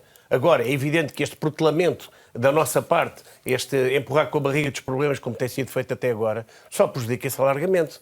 Francisco Paupério, o LIVRE escreve no programa que irá trabalhar por um alargamento aberto a qualquer Estado vizinho que demonstra um compromisso sólido com os princípios democráticos. Se a Rússia ou a Bielorrússia, países vizinhos da atual União Europeia, tiverem um dia regimes democráticos, podem aderir ou não à União Europeia? O projeto da União Europeia ainda está em construção. É um projeto de paz, de cooperação e de solidariedade. Portanto, nesse dia será um dia feliz, sim, para a União Europeia, no dia em que conseguimos receber a Bielorrússia ou a Rússia, claro, cumprindo todos os critérios. E, mais uma vez, não é só Estado de Direito, também tem a ver com a forma como se inserem nessa comunidade. Mas deixe-me só fazer aqui um reparo, que é, eu não sei se o Tanger Correia sabe no grupo político em que está no Parlamento Europeu, porque todas as posições que demonstra cá são contrárias ao seu grupo político. Portanto, eu não sei como é que se dá o desplante de dizer que é a favor do alargamento, que é para a Ucrânia, e depois... É secreto? Não sei. Se calhar há uma diversidade que nós não conhecemos e se calhar gostam dessa diversidade dentro do grupo, fora do grupo é que já não gostam tanto. E bom, democracia. Mas há vários grupos políticos que acompanham essas opiniões. Cada um tem a sua opinião. O Chega tem a sua opinião e vai então porquê é que se organizam num grupo político contrário às suas opiniões? Vai mantê-la. O Chega tem a sua opinião e vai mantê-la. Mas porquê que está num grupo político que é contra as suas opiniões? Isso agora já não é da sua conta, desculpa. Não é da minha, é da conta dos eleitores, porque vão votar. E nós, exatamente. Mas não é preciso esclarecer. Ou vai votar no Chega? Vai votar no Chega? Não. Portanto, não acho. Não, Tanger, mas como normalmente não tem aparecido na campanha, desculpa, Francisco, como não tem aparecido na campanha, é que é a única oportunidade que tem para poder esclarecer os eleitores, porque normalmente só nós esclarecemos os nossos eleitores muito bem. É verdade. Continuando com a questão do alargamento, nós não podemos olhar para os fundos europeus como o supra-sumo da Europa. E nós temos casos em que usamos fundos europeus e temos muitas vezes 2, 3 autoestradas em paralelo e tivemos uma zero aposta na ferrovia. Mas, por outro lado, a entrada da Ucrânia na União Europeia vai nos dar uma segurança alimentar que se calhar não tínhamos antes. E se cumprirmos com todos os critérios da política agrícola comum, em que uma diz que é o controle do preço sobre os alimentos, quem pode ser beneficiado disso também são os portugueses no supermercado. Claro, se forem cumpridos estes critérios. Portanto, para além dos fundos económicos, para além da parte económica, há uma parte também de custo de vida que sai beneficiado com este alargamento. Lá se vai a ideia de produzir local, consumir local. Lá se vai a ideia ambiental de produzir local e consumir local. Não, há uma segurança que com a ruína da agricultura portuguesa e com a ruína da produção local. Acho que as coisas podem ser feitas em paralelo. João Coutinho Figueiredo, não estamos suponho que seja a favor do alargamento à Ucrânia, porque são mais de 38 milhões de consumidores, o mercado é maior, mas o que queria perguntar é, o alargamento terá necessariamente menos fundos, que é um bocadinho um sonho da iniciativa liberal, não haver fundos. O que é que tem contra os fundos comunitários? É uma posição um bocadinho pouco popular, mas... Eu percebo que gostam de pôr as perguntas de forma mais provocatória. Nós não sonhamos com não haver fundos. Nós achamos é que a existência permanente de fundos e esta dependência que se criou ao longo das décadas gerou já aquilo que foi dito que foi desperdício de muitos deles e não contribui para uma verdadeira independência económica que acho que qualquer Estado-membro deve ter, até para evitar discussões como estamos a ter agora, que é cada vez que há um alargamento, ainda há não sei quantos Estados-membros que integraram, no caso de Portugal, há 40 anos quase, e que ainda não estão em condições de viver sem esses fundos de coesão. Há coisas que não foram ditas sobre o alargamento que me parecem importantes só para situar. Eu vou excluir daqui a Turquia, porque, dada a sua dimensão, desequilibrava um pouco isto. Mas os restantes países pré-candidatos, ou já com estatuto de candidato, têm 66 milhões de habitantes, face aos 430 milhões atuais da União Europeia. Acontece, no entanto, que o seu PIB per capita, desses 7 ou 8 países, vão desde $2.000 por ano até $8.000 por ano. Portugal está com 28. Até é disto que estamos a falar, esta diferença absolutamente brutal. Vão ficar com os fundos de coesão todos. Temos que passar. Não vão ficar com todos, porque apesar de tudo, 66 milhões de habitantes ainda não dilui completamente aquilo que são os habitantes dos beneficiários de fundos de coesão. Mas que tem que haver obrigatoriamente um impacto nos fundos de coesão, tem. Por mera natureza aritmética. Portanto, por isso é que eu não aceito, primeiro, que se ponha como condição do alargamento que se não possa haver redução de fundos. E em segundo lugar, que haja, em relação a esses países, outra coisa que não seja solidariedade com o seu processo político de democratização e de solidificação do seu processo. E este vai ser, portanto, o último quadro plurianual europeu em que Portugal vai ter acesso pleno. O próximo já será negociado, provavelmente com alargamento em perspectiva. E, portanto, é mais um motivo para fazer aquilo que, isso sim, é o sonho da Iniciativa Liberal, que é ter os fundos devidamente aplicados, sem compadrios, sem corrupção, sem desperdício, Marta Temido, estava a que é a última hipótese. Está entendido, João Coutinho Sim, Figueiredo? há vários aspectos com os quais não estou de acordo. Em primeiro lugar, quando nós falamos de recursos próprios da União Europeia, estamos a falar de receitas próprias, não estamos a falar daquilo que é o rendimento nacional bruto. Isto em termos das conversas anteriores e das posições, designadamente do PCP. Depois, efetivamente, na nossa posição, na nossa opinião, a unanimidade em matéria fiscal é exatamente aquilo que tem garantido a autoproteção que países como a Irlanda ou o Luxemburgo fazem da sua situação mais vantajosa. O PCP concorda com isto? Não concorda, seguramente. E, portanto, há temas em que a vir alguém do PS para fazer política fiscal. Nós vamos a esse tema mais aqui um bocado. Eu só queria dizer o seguinte. Está com o tempo em excesso. Para sermos sérios, temos que pôr os vários problemas que um alargamento tem em cima da mesa. Isso é a coisa que os portugueses sabem, é que quem se bateu sempre por fundos para Portugal foi, de facto, o Partido Socialista. Posso também? Vamos Catarina Martins, o Chega defende que os fundos comunitários devem financiar pensões. Está de acordo com este princípio ou faz sentido este princípio? Não. As pensões devem ter uma diversificação de fontes de financiamento. Eu não sei exatamente o que é que o Chega está a falar. Foi a proposta que André Ventura fez, se bem sim, mas se muitas lembra, vezes fazem propostas que mandam assim umas propostas, mas depois nós não percebemos de que é que estão a falar, não é? E, portanto, vamos convir que se nós fizermos a campanha europeia, comentar as bocas que o Chega vai mandando sobre uma questão e outra, às vezes contraditórias, podemos não esclarecer ninguém sobre a política europeia, sobre as nossas posições, e eu gostava de falar um pouco do alargamento também e do que é o orçamento da União Europeia. Sim. Porque nós achamos que o alargamento é uma questão séria, é uma questão em que a vontade dos povos democraticamente expressa deve ser acolhida, cumprindo, claro, os critérios de democracia, de Estado de Direito e, portanto, da própria forma como essa decisão é tomada, que é muito importante, mas achamos sim que se deve discutir também o orçamento da União Europeia quando se discute alargamento. Porque não há uma Europa maior sem um orçamento maior. Só teremos mais tensões e mais desigualdade. E, portanto, a questão do orçamento é importante, sim. E não é verdade que Portugal tenha de se encolher numa espécie de nós recebemos fundos e devemos achar que isso é uma sorte. Não é assim. Angela Merkel, aliás, explicava isto muito bem. Se a Alemanha tem excedentes, é graças ao mercado único. Portanto, se há economias que ganham, é normal que outras tenham fundos. Portugal não se deve encolher sobre isso, deve ter toda a exigência na forma como aplica esses fundos e nos projetos que tem para a economia, para emprego qualificado, para a coesão territorial, para o clima. Isso é que é fundamental. Mas um orçamento maior significa mais dinheiro. Um orçamento maior significa mais dinheiro e significa necessariamente as contribuições dos países de acordo com os critérios de quem ganha e de quem perde com o alargamento do mercado, mas também significa receitas próprias da União Europeia.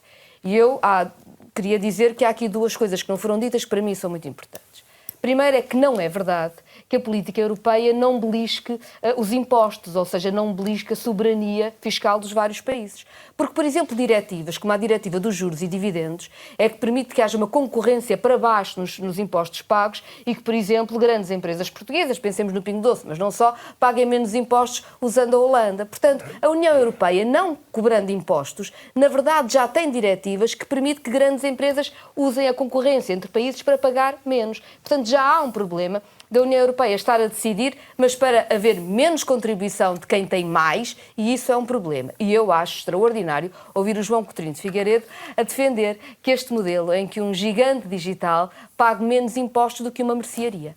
Eu não acho isto normal, não acho que nós possamos... O exemplo do PCP foi boa essa, da mercearia. Não pode, e tenho todo o gosto, João, em usar, mas não podemos achar normal, não podemos achar normal que haja anos em que a Amazon teve imposto negativo, teve crédito fiscal, isto é um absurdo. Ou seja, nós não podemos achar que a economia de proximidade, que está todos os dias aqui connosco, cria o nosso tecido social, pague impostos, que depois os gigantes digitais não pagam impostos, porque a União Europeia não faz um passo tão fundamental como tributar aquilo que cada país não consegue, mas em conjunto se conseguia. E isso tem a ver com a economia digital, tem a ver com as transações financeiras e tem a ver também com a taxa de plásticos sempre adiada e que é tão importante.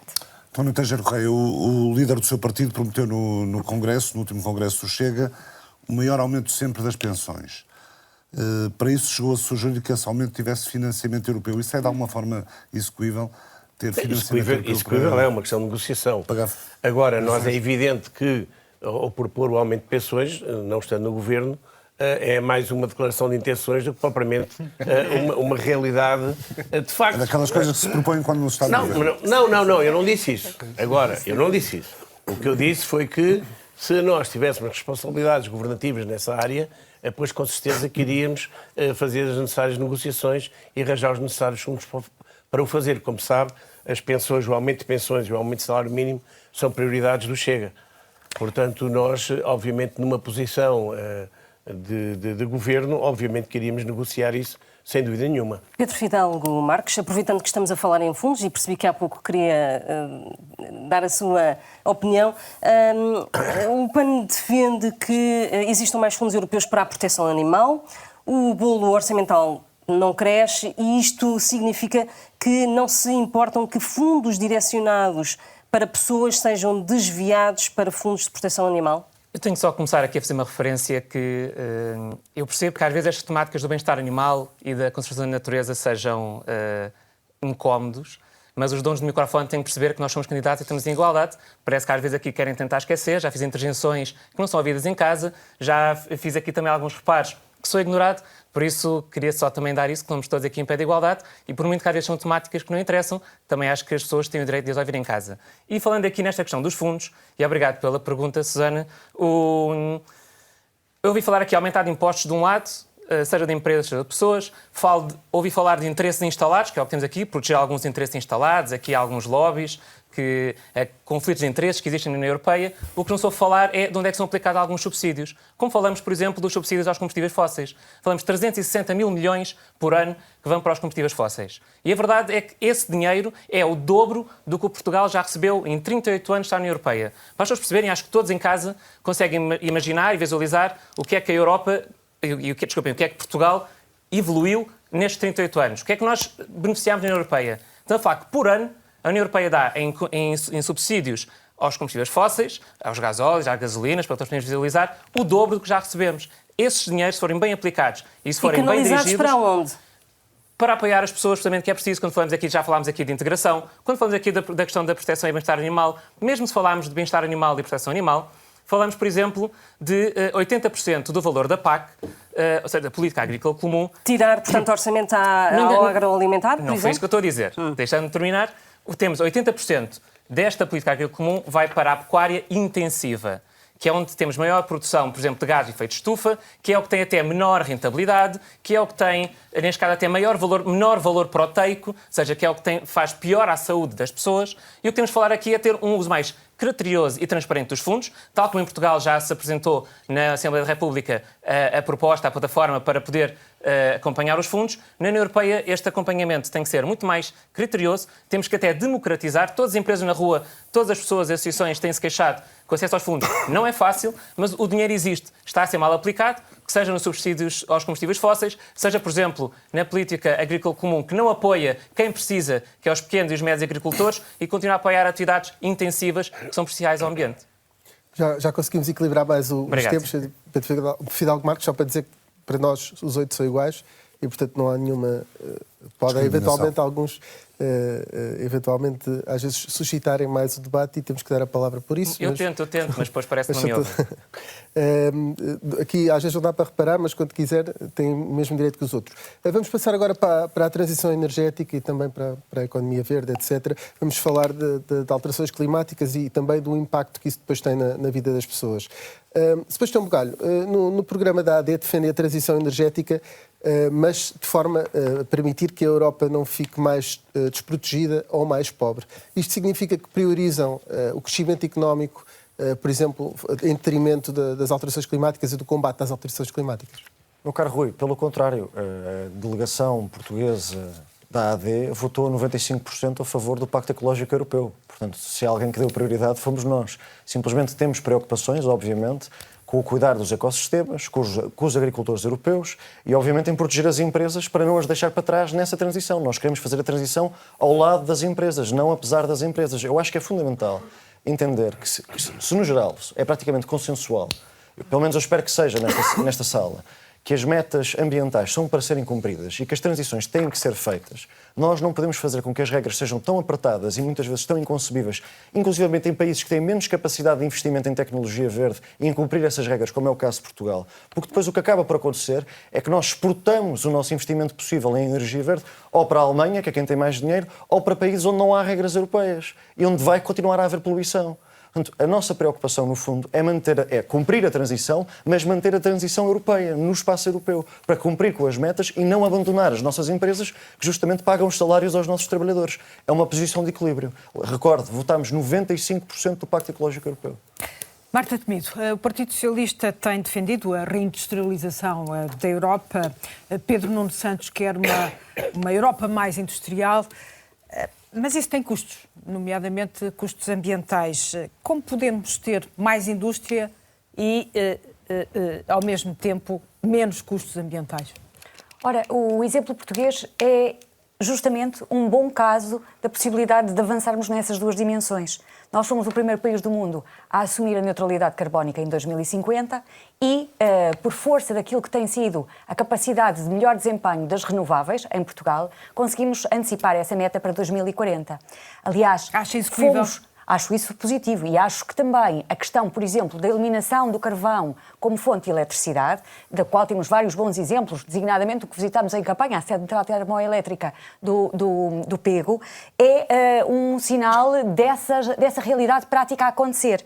Agora, e mais uma nota, o ano passado, e esse número foi bastante referido, em 2023, 6 dias em que estivemos a funcionar apenas dependentes de renováveis. Isso significa o quê? Significa que as empresas e as famílias têm não só maior autonomia estratégica, e nós sabemos bem o que é que nos custou a crise energética, a última crise energética, em termos de marcar dessas nossas dependências, mas também sabemos bem que os portugueses estavam mais protegidos exatamente por causa dessas apostas que foram feitas no passado. E, portanto, também as famílias têm não só um melhor planeta, mas um melhor final do mês com aquilo que é a aposta nas renováveis. E, portanto, o que é que nós defendemos nesta matéria? Continuar o Pacto Ecológico Europeu, a dimensão estratégia industrial do Pacto Ecológico Europeu e, sobretudo, continuar a garantir que as famílias têm acesso a uma energia que é acessível e segura. E, aliás, só uma nota, não fomos nós, na classificação das grandes organizações não governamentais europeias na área do ambiente, que classificaram as forças políticas no Parlamento Europeu entre protetores, procrastinadores e pré-históricos, que ficámos com o rótulo de pré-históricos, foi mesmo a AD. Só aviso que está com excesso de tempo. Não deixa de ter alguma graça chamar pré-histórico alguém que tem 28 anos, mas eu reconheço o seu sentido de humor e aplaudo. Francisco Palpero, é possível compatibilizar esta reindustrialização da Europa com a chamada transição verde? Claro, e é aquilo que estamos a fazer já há bastantes décadas. Só fazer aqui um pequeno reparo em relação à discussão que houve anterior sobre impostos e recursos próprios da União Europeia. Tem que ser muito rápido. Muito rápido. A questão é, nós vimos nos últimos 20 anos, entre 2000 e 2023, que houve uma redução da taxa efetiva das empresas para pagar IRC de 32% para 22%. Tudo aquilo que ali Coutinho Figueiredo defende também que continua a acontecer, não sei em que sentido, porque acho que já chegamos ao limite. Nem sei o que é que estás a falar. Não, mas As caricaturas é muito fácil de fazer. Mas não é caricatura. Nos últimos 20 anos... A iniciativa liberal é a favor da evasão fiscal, é isso? Não é a favor da evasão fiscal, é a favor de não haver impostos para as grandes empresas. Qual é a consequência direta disto? Volto a dizer, é a maior desigualdade social. E nós vimos que nos últimos 4 anos, principalmente de pandemia, 99% das pessoas mais pobres perderam riqueza para este porcento mais rico, que realmente acumula grandes capitais. E quando falamos de recursos próprios, quando falamos de taxas sobre transações financeiras, a iniciativa liberal devia estar do nosso lado, porque retira poder ao capital e dá poder ao trabalho. E, segundo tudo aquilo que defende, uma pessoa que devia trabalhar... Desculpe? Portanto, não vai parar as pessoas. Não, vai ao capital, a quem tem dinheiro. Neste momento, 60% do rendimento em Portugal vem do capital, vem de pessoas que não trabalham, vem do capital. 40% vem de pessoas que trabalham. Colocar uma taxa sobre as transações financeiras permitiria ter recursos próprios, permitiria reequilibrar este orçamento e reequilibrar também as desigualdades que nos custam tanto. Compatibilizar a reindustrialização com a transição verde. Há vários planos delineados que têm resultado e, se nós virmos até com estas regras orçamentais que são pouquinhas e que não permitem o investimento público na transição, vimos que 3 países da Europa até vão conseguir cumprir com as metas climáticas: Dinamarca, Suécia e Irlanda. O problema é quando temos regras orçamentais que impedem todos os outros países de o fazer, de atingir estas metas sociais e climáticas. Portanto, o que o LIVRE defende é que realmente haja regras orçamentais que permitam o investimento público, relembrar que se temos energia barata neste momento é porque houve um investimento público feito na energia solar, na energia eólica, e sem esse investimento público não estaríamos em condições agora de fazer a transição e também de oferecer uma fatura da luz mais baixa do que os outros países. E é isso que tem de ser dito. A transição energética foi feita através de investimento público. E queremos que continue a ser feito, mas temos que permitir que a União Europeia também permita aos países como Portugal, e Portugal está num bom caminho, mas precisamos de mais. E as apostas diversificadas que também fazemos no hidrogênio verde, na eólica offshore, em oceano e mar profundo, vai contribuir sempre para um aumento de salários, porque muitas vezes trazem trabalho mais qualificado, permite também um aumento de empregos, porque temos temos uma cota positiva de empregos em relação àqueles que vamos perder de combustíveis fósseis. Temos também ter um fundo de apoio social que ajude na transição destas pessoas para esta nova indústria. Muito rapidamente, Sebastião. Sobre? Julgo que tinha dado a indicação para responder aqui. Não, então seguimos. Pedro Fidalgo Marques, como é que os europeus, e sobretudo um país periférico como Portugal, pode resolver o problema da escassez de água? Temos centrais de dessalinização, cortes no setor agro. Que propostas é que o PAN propõe? E, começando por aí, até ouvimos falar aqui do Pacto Ecológico Europeu, eu fico feliz dos restantes partidos que já estarem a acompanhar, porque começámos a campanha praticamente só com o PAN a falar desta transição verde e a transição climática, e fico feliz que agora já toda a gente acompanha, toda a gente esteja de acordo. Continuando aqui nesta questão, a verdade é que de início, quando falávamos de metas de 2040, parecia que estávamos a falar sozinhos. Ainda bem que conseguimos trazer o tema para a ordem do dia e que agora já todos têm esse tema na sua agenda. Quando falamos de água, temos de falar também, por exemplo, da construção do novo aeroporto, que vai destruir a maior reserva de água doce da Península Ibérica. Estamos a falar de escassez de água. Temos um país em seca extrema ou severa, falta de água para beber, necessidades básicas como cozinharmos, tomarmos banho. E onde é que vamos construir o novo aeroporto? Na maior reserva de água doce da Península Ibérica. Isso não faz sentido. Temos de falar dos nossos rios, ter uma política dos rios vivos. Continuamos a não cumprir até com o Tratado Ibérico da garantia dos caudais nos rios portugueses, ou seja, rios ibéricos. Depois, na parte portuguesa, temos de garantir esta boa gestão dos rios, assim como no plano de barragens, garantir a boa gestão dos caudais dos rios. O passo tem que ter uma melhor gestão da nossa biodiversidade, até porque se tivermos uma biodiversidade mais forte, e aqui entramos com a estratégia para a biodiversidade, teremos maior resiliência a estes fenómenos extremos climáticos. Isso me permite...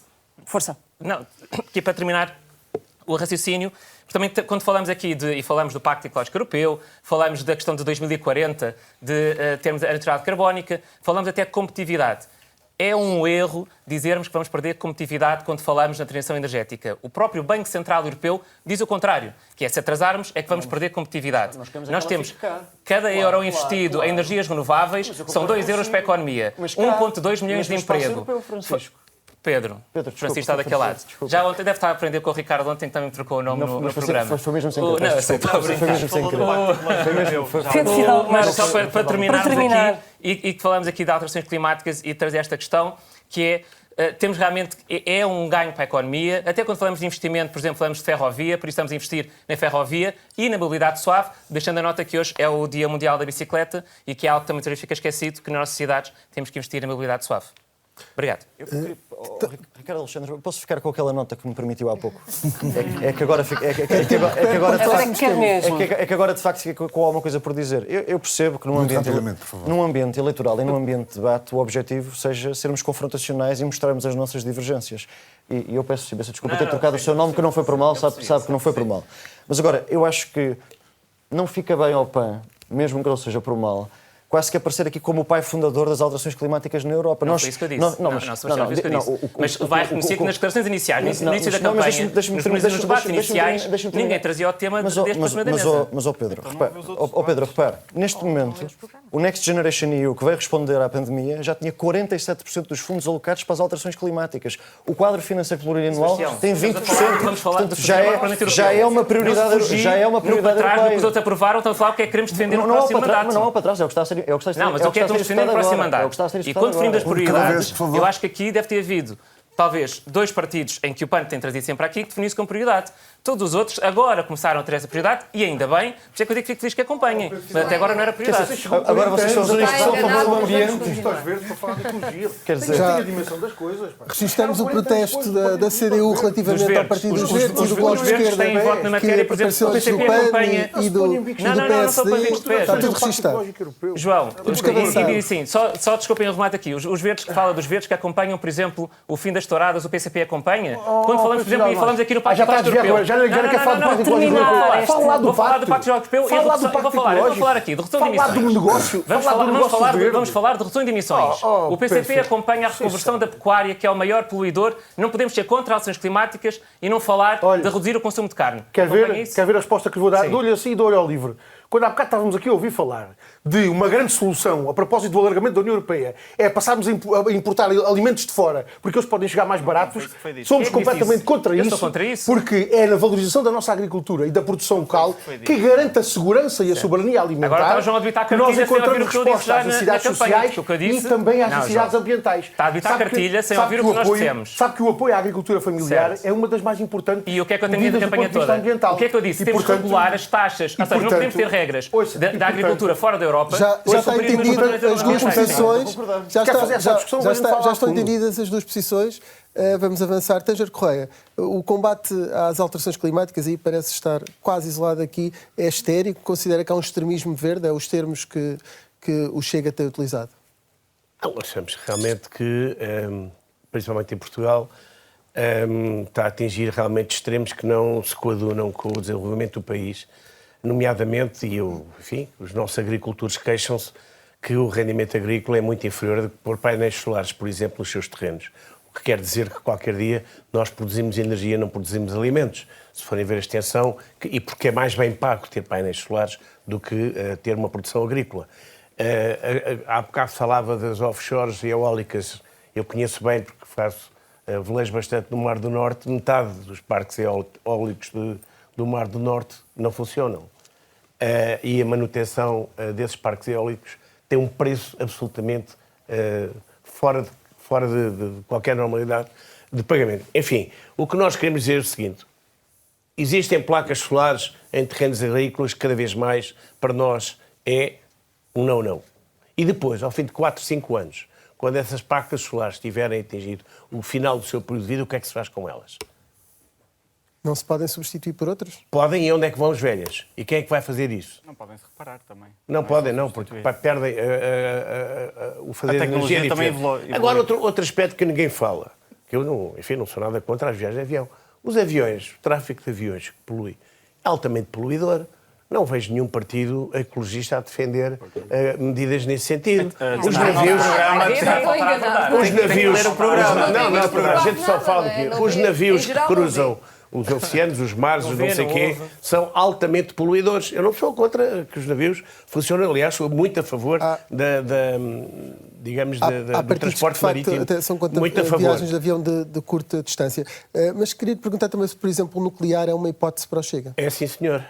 Nós somos a favor da energia nuclear e achamos que, em termos de custo-eficiência é uma boa energia, é uma energia limpa hoje em dia com o desenvolvimento tecnológico, são muito mais seguras e o tempo das grandes centrais nucleares já passou e nós defendemos a instalação de pequenas centrais nucleares mais seguras e mais eficazes. Só uma palavra para a água. Portugal não tem falta de água. O que Portugal não faz é uma distribuição equitativa da água.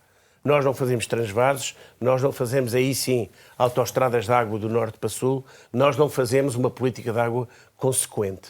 Porque se o fizéssemos, nós temos um plano sobre isso, vou enviar-lhe esse plano. Diga-me uma coisa, o plano secreto que tem com amigos americanos inclui algumas medidas nesta área das alterações climáticas? O plano para quando André Ventura for Primeiro-Ministro na área das alterações climáticas tem alguma preocupação? Não é um plano, é um programa e visa fundamentalmente recentrar Portugal na sua essência geopolítica, que é mais a oeste, tendo em vista já o futuro do alargamento da União Europeia. Sim, disse que era secreto. O que pergunto é se tem medidas para as alterações climáticas e quais? É evidente que não há medida nenhuma de desenvolvimento social e económico que não tenha medidas que tenham em conta as alterações climáticas. Coutinho Figueiredo, sente-se acompanhado pelo Chega ao não reconhecer a emergência climática? Grande silêncio. É que lá em casa... Estava a hesitar se desmentia isso pela 10ª vez, já percebi que não vale a pena. Vou só dizer isso. Lembro da pergunta original do Rui Pedro Antunes, que era que havia uma dicotomia de crescimento económico e combate às alterações climáticas, e é esse o drama em que nos instalamos. Deixámos que isso fosse a dicotomia. Uma coisa à custa de outra. Traduzindo por miúdos, para salvar o planeta temos que empobrecer. Recuso essa visão, até porque a evidência empírica é que são os países mais ricos e as economias mais desenvolvidas que melhor têm tratado do ambiente e que mais têm feito das evoluções tecnológicas que têm permitido, por exemplo, que haja hoje na economia europeia uma intensidade carbónica, traduzindo, emissões de CO2 por unidade de produto produzida, por valor de produto produzido, muito inferior àquilo que era no passado. E isto foi conseguido por um conjunto de mecanismos que têm mais a ver com acompanhar o crescimento económico com sinais de mercado, como é o comércio europeu de licenças de emissão, que fez com que a Europa hoje, e já cobre hoje cerca de 40% das emissões, tanto entre a indústria pesada e aviação, e no futuro há de cobrir também construção e transportes rodoviários, mas cobrindo apenas 40% nesta altura, já conseguiu fazer com que tenhamos um produto europeu bastante superior ao que tínhamos há 15 anos atrás, sem estar a emitir mais, o que é um progresso notável. Temos que fazer mais disto. Portanto, nós não somos nem negacionistas, Natália Carvalho, nem alarmistas, porque é essa a dicotomia que nos tem trazido aqui. O empobrecimento da população tem consequências tão graves para a nossa saúde e para a longevidade humana como as alterações climáticas. E enquanto não tivermos a noção de equilíbrio de como resolver isto, e que é o desenvolvimento económico que vai conseguir trazer os recursos para conseguir resolver isto, vamos estar a apresentar às pessoas com escolhas impossíveis, e essas escolhas impossíveis são politicamente muito perigosas. Catarina Martins tem dito que enquanto se não houver uma maioria social que queira a transição climática, ela não vai acontecer. Acredita mesmo que com intenções de voto que estimam que possa haver um crescimento do eleitorado à direita a nível europeu, que essa maioria social vai mesmo ser possível? É mesmo o objetivo é que seja possível, tem mesmo de ser. O que nós temos dito é que quem diz às populações que está a fazer a transição climática e depois inventa impostos verdes, que são só uma forma de criar mais desequilíbrios e mais desigualdades, e não das pessoas perceberem que estão numa transição justa para viverem melhor, está a ajudar as forças que são negacionistas. Quando se obriga a fechar setores da economia, sem se cuidar dos interesses dos trabalhadores desses setores, para que possam ter uma integração, para que possam ter uma requalificação, está-se a ajudar a crescer os setores negacionistas. E é por isso que nós não falamos simplesmente de transição climática, falamos de transição justa. Porque ou a transição climática é algo que é pela vida de todas as pessoas, sobretudo das que têm sido mais prejudicadas com o sistema atual e até com o aquecimento global, ou não será possível ter essa política que tem de ser vasta. Mas há um fundo para a transição justa. Sim, eu queria falar também disso. Em primeiro lugar, dizer que é verdade que há um fundo para a transição justa, é verdade que vai ser preciso mais investimento e é também verdade que há uma enorme convergência entre a família política do Partido Socialista, do PSD e do CDS e dos liberais em regras económicas que não permitem aos países investir na transição justa como é necessário. Portanto, eu julgo, aliás, que o grande problema dos debates europeus desta campanha eleitoral é esta convergência entre PS, AD e liberais que muitas vezes, como não é debatida, depois ficamos a discutir temas marginais quando temos aqui uma posição conjunta. Dizer também o seguinte: a direita toda votou contra a proibição de carros fósseis até 2035 e tem a ideia de que o mercado de emissões vai resolver o problema. E é bom lembrar que entre junho de 23 e março de 24 o preço das emissões ficou mais barato, ou seja, poluir ficou mais barato. Achar que o mercado das emissões vai resolver este problema é errado. Nós precisamos sim de investimento e não é verdade que a reindustrialização seja contrária à necessidade de Portugal fazer a transição climática. Muito pelo contrário, nós precisamos dessa reindustrialização que signifique mais eficiência energética, que signifique outra mobilidade, que signifique outra eficiência energética dos edifícios. E para onde vão as indústrias poluentes, Catarina As indústrias poluentes devem ser reconvertidas. Haverá sempre algumas indústrias poluentes, todos sabemos isso. O que resta saber é se no deve e no haver reduzimos as emissões e fazemos o caminho para a neutralidade carbónica. Devem ser reconvertidas as indústrias, como é óbvio, vai ter de ser feito, com tempo, quer dizer, com investimento, ou seja, vai custar, não pode custar a quem já é mais prejudicado. E eu queria lembrar o seguinte: Portugal tem muito a ensinar sobre o que foi capaz de fazer, porque fomos capazes de ter uma enorme produção de energia renovável, o que é bom. Mas tem também de tirar lições do que aconteceu. Como não investimos na mobilidade ou na eficiência energética, e com isto, só 30 segundos, o que acontece é que a nossa produção de energia renovável foi para compensar termos continuado sempre a consumir mais energia. E, portanto, falta-nos a outra parte. Se somos capazes de ter energia renovável, teremos então de ter o investimento necessário para mudar a nossa mobilidade e para termos mais eficiência energética. Isso são coisas tão simples como ter transportes coletivos ou não passar tanto frio e calor em casa, que é tão necessário, e para isso é preciso aquele investimento que o Pacto de Governação Económica entre PS, AD e liberais quer negar ao nosso país. Para terminarmos este bloco, João Oliveira, o Partido Comunista Português defende que uma transição climática e o combate à crise ecológica exigem, por exemplo, a nacionalização do setor da energia. Em que é que isso depois se traduz no combate às alterações climáticas? Se as empresas dos setores estratégicos, como é o caso da energia, estiverem na mão do Estado, nós conseguimos dizer que a produção de energia elétrica é feita em determinadas condições, não apenas para garantir eletricidade barata às populações, mas para garantir que a fonte de produção é menos poluidora. Se as empresas estiverem na mão dos interesses privados, o que termina é o lucro, isso é mais barato. Poluir mais, polui-se mais. É essa a diferença e faz toda a diferença, convenhamos. Aliás, esse aspecto é um aspecto que podemos transportar para outras dimensões. Aquilo que nós dizemos, aliás, e o trabalho, eu estava aqui até a socorrer-me de uma publicação muito útil, que é o balanço do trabalho dos deputados da CDU no Parlamento Europeu de 2019 a 2024, que tem um conjunto de elementos muito vastos sobre isto e que eu referirei apenas em síntese. A nossa consideração sobre a resposta aos problemas ambientais é da articulação com a resposta aos problemas económicos e sociais que têm que ser considerados a par disso. Isso significa o quê? Isso significa, por exemplo, um dos aspectos que há pouco aqui referi, de valorização da produção nacional, do princípio da produção local e do consumo local, para garantir não apenas segurança e soberania alimentar, mas para garantir também do ponto de vista ambiental métodos de produção mais amigos do ambiente. Há um aspecto que é absolutamente decisivo e que nós tivemos aqui a falar pela rama, é uma pena não termos tempo se calhar para aprofundar isso, que tem que ver com o Pacto Ecológico Europeu e com a concepção que, do ponto de vista da União Europeia, tem sido a concepção predominante. Aproveitar o ambiente e a natureza para criar negócio, aproveitar as preocupações ambientais como pretexto para esse negócio. Nós fomos contra os mecanismos do mercado do carbono. O mercado do carbono significa o direito de comprar e vender, o direito de poluir. Ora, nós propusemos no Parlamento Europeu medidas para que se fixassem objetivos de redução de emissão de gases com efeito de estufa. Não é sujeitar isto ao negócio. Aliás, quem quiser falar de ambiente... Está entendido. Deixe-me concluir com esta frase. Quem quiser falar de ambiente sem querer saber do modelo económico que gera os problemas ambientais, não está verdadeiramente a falar de ecologia, está a falar de jardinagem. Porque o modelo económico, as condições de produção, as condições em que é preciso satisfazer as necessidades sociais articuladas com as preocupações ambientais, temos mesmo são que as questões avançar. absolutamente determinantes. Vamos avançar agora para um bloco de política nacional. As eleições europeias têm sempre leituras nacionais e muitas vezes até serviram para dar cartões amarelos ao governo. Por serem muito próximas das eleições de 10 de março, podem ser uma espécie de segunda volta das legislativas. Francisco Paupério, começo agora por si. Isto tem sido um tema da sua campanha, eu creio que é incontornável. O Rui Tavares ainda só foi um dia, creio que foi no sábado. Dois dias. Dois dias. Foi no início de campanha e voltou a ir ontem. Não sei se era período oficial, mas o que pergunto é se tem sentido a falta dele, porque os outros líderes têm estado muito mais presentes. Se calhar os outros líderes podem ter menos confiança até nos seus candidatos e têm de fazer algum tipo de controle. No nosso caso, o Rui Tavares participou no nosso... Não me parece que seja excesso de confiança no candidato.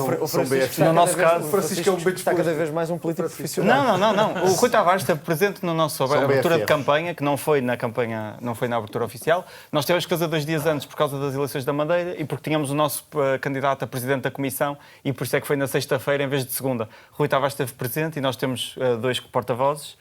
E a Isabel Mendes Lopes também discursou nesse evento, portanto, acho que isso ficou sanado depois, outra vez com o reaparecimento e esta semana vai nos acompanhar na estrada. Ainda são as feridas das primárias, isto é, está a correr em pista própria? Não. De outra forma, faço-lhe a pergunta deste modo. O resultado, ou seja qual for o resultado que o LIVRE alcançar nestas eleições, de quem é a responsabilidade? Sua, se ganhar, sua, se perder, ou de Rui Tavares? Eu diria a minha se perder e do LIVRE se ganhar, porque a verdade é que é um trabalho conjunto e temos feito desde o momento em que entregamos as primárias, isto eu percebo que seja sempre tema, mas a questão é que nós sempre tivemos este modelo desde 2014 e aconteceu sempre desta maneira. Assim que entregamos a lista, nós unimos-nos em torno da lista e vamos para a rua e vamos tentar fazer esta eleição do LIVRE. Portanto, é um processo normal, as instituições internas funcionaram e depois unimos-nos em torno das mensagens do LIVRE e, portanto, dia 9 de junho, o que vai acontecer é que esperar ter esse voto, o voto verde, o voto feminista, o voto justo e o voto no LIVRE. Marta Temido, o Pedro Nuno Santos tem dito várias vezes que António Costa é o maior ativo político que o PS tem. Sendo assim, seria mais fácil ganhar estas eleições tendo António Costa como secretário-geral? Vamos lá ver. O tema do secretário-geral do Partido Socialista está resolvido e está resolvido pelos militantes. Votaram em Pedro Nuno Santos. Pedro Nuno Santos é o secretário-geral do Partido Socialista e nós não temos problemas por resolver lá em casa. Aliás, temos tido a presença também ainda tivemos neste sábado, connosco Zé Luís Carneiro, no Porto, que é ótimo. Temos tido connosco, ao longo do caminho, a presença de vários dos atuais eurodeputados. Não temos problemas desses por resolver e todos são bem-vindos à medida da sua disponibilidade para se juntarem naquilo que é uma campanha muito exigente. Já agora, Marta Temido, pergunto-lhe se António Costa vai estar na campanha do Partido Socialista. Espero que sim, como espero que sim, que amanhã tenhamos também o nosso presidente do Partido Socialista, com quem ainda não podemos contar. Carlos César. Com a Carlos César. Há questões de agenda que são difíceis de gerir. António Costa, aparentemente, neste momento, tem mais tempo para o partido. Isso não sai.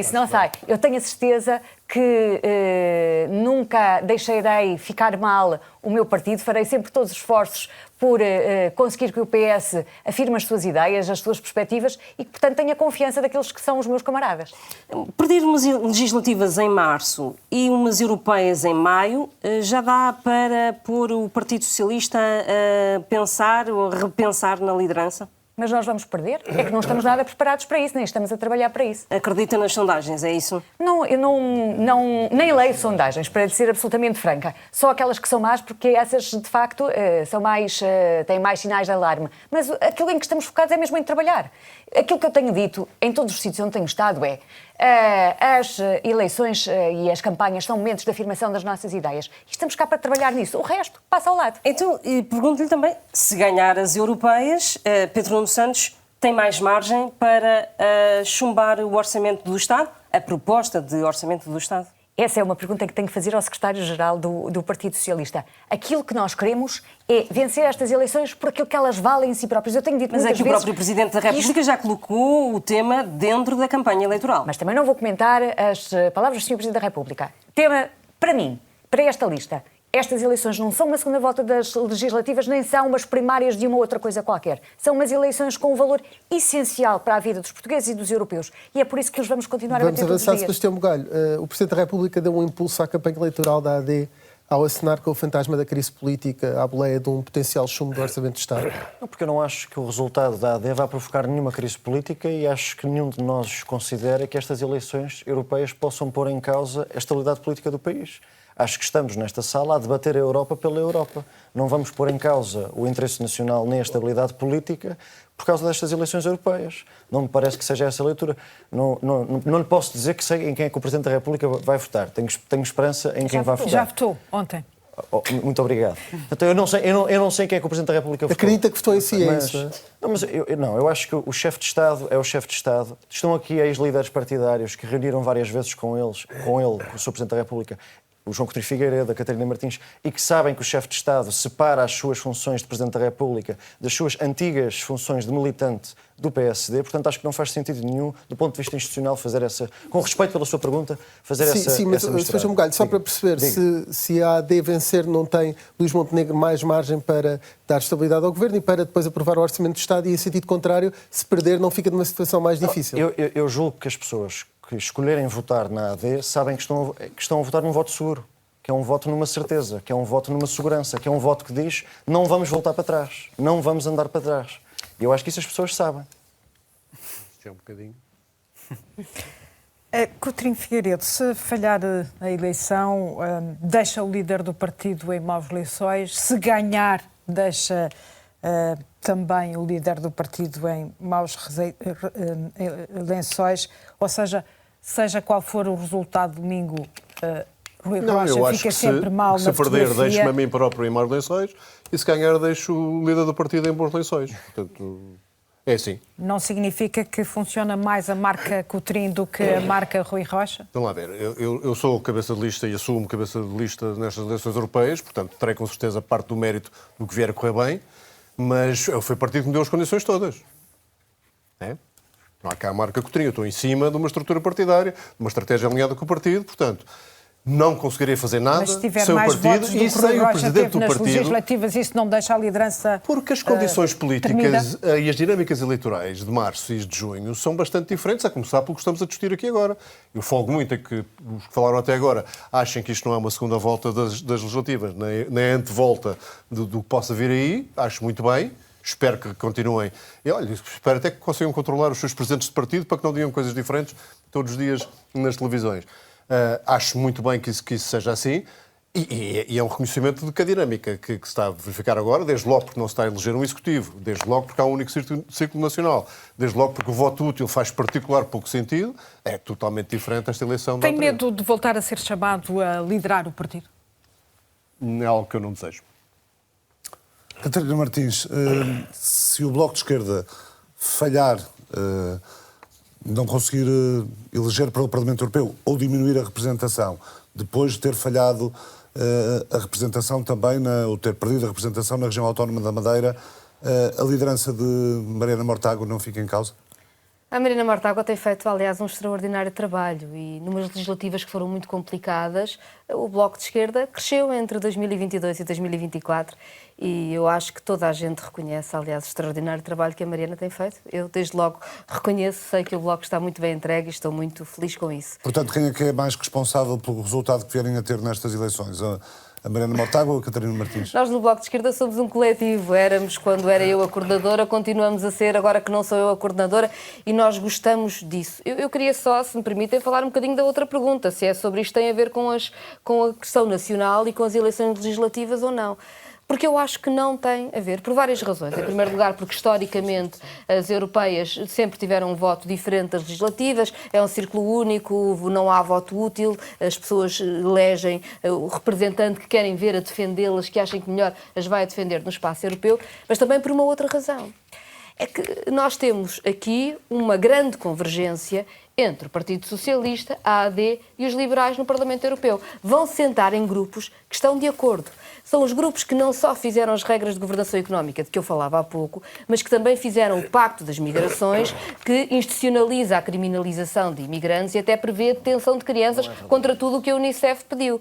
São também estes três grupos, PS, AD e Iniciativa Liberal, que se vão sentar com a mesma posição no Parlamento Europeu sobre a independência do Banco Central Europeu e que vão continuar a defender, por exemplo, que decisões tão importantes como as taxas de juros que se refletem na Euribor, nas prestações das casas que as pessoas pagam, não têm nada a ver com a democracia. Quer dizer, a democracia é a única forma de resolver problemas, mas quando chega à política monetária não chega lá. E como estes partidos têm exatamente a mesma posição na União Europeia, é impossível ver nos resultados das europeias alternativas políticas. Pedro Fidalgo Marques, André Silva conseguiu eleger 4 deputados na Assembleia da República. Inês Sousa Real é deputada única no Parlamento. Se o PAN não eleger no Parlamento Europeu, está na hora de Inês Sousa Real dar lugar a outro ou a outra?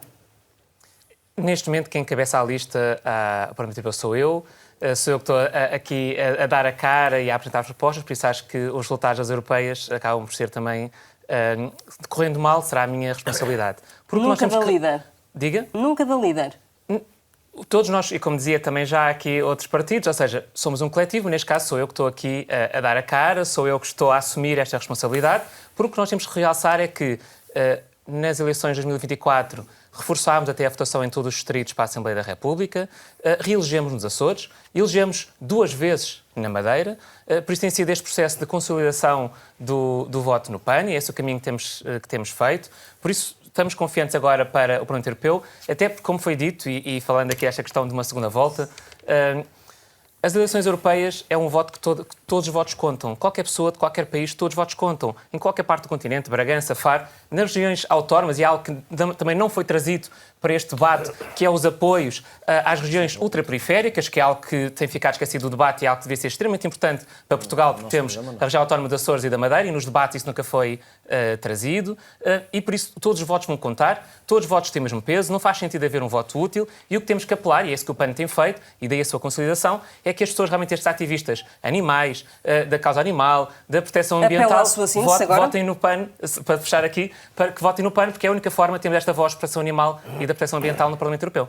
Teja Correia, não lhe pergunto se a liderança da André Ventura fica em risco, porque acho que isso ninguém contesta. Aproveito para lhe perguntar se não é oportunista o Chega só decidir a que família política europeia é que vai integrar depois das eleições.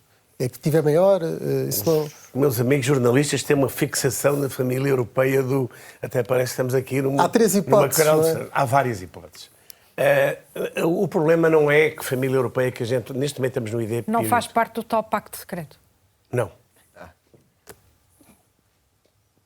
No dia que a gente divulgar vão ter uma surpresa. Bom, que é secreto.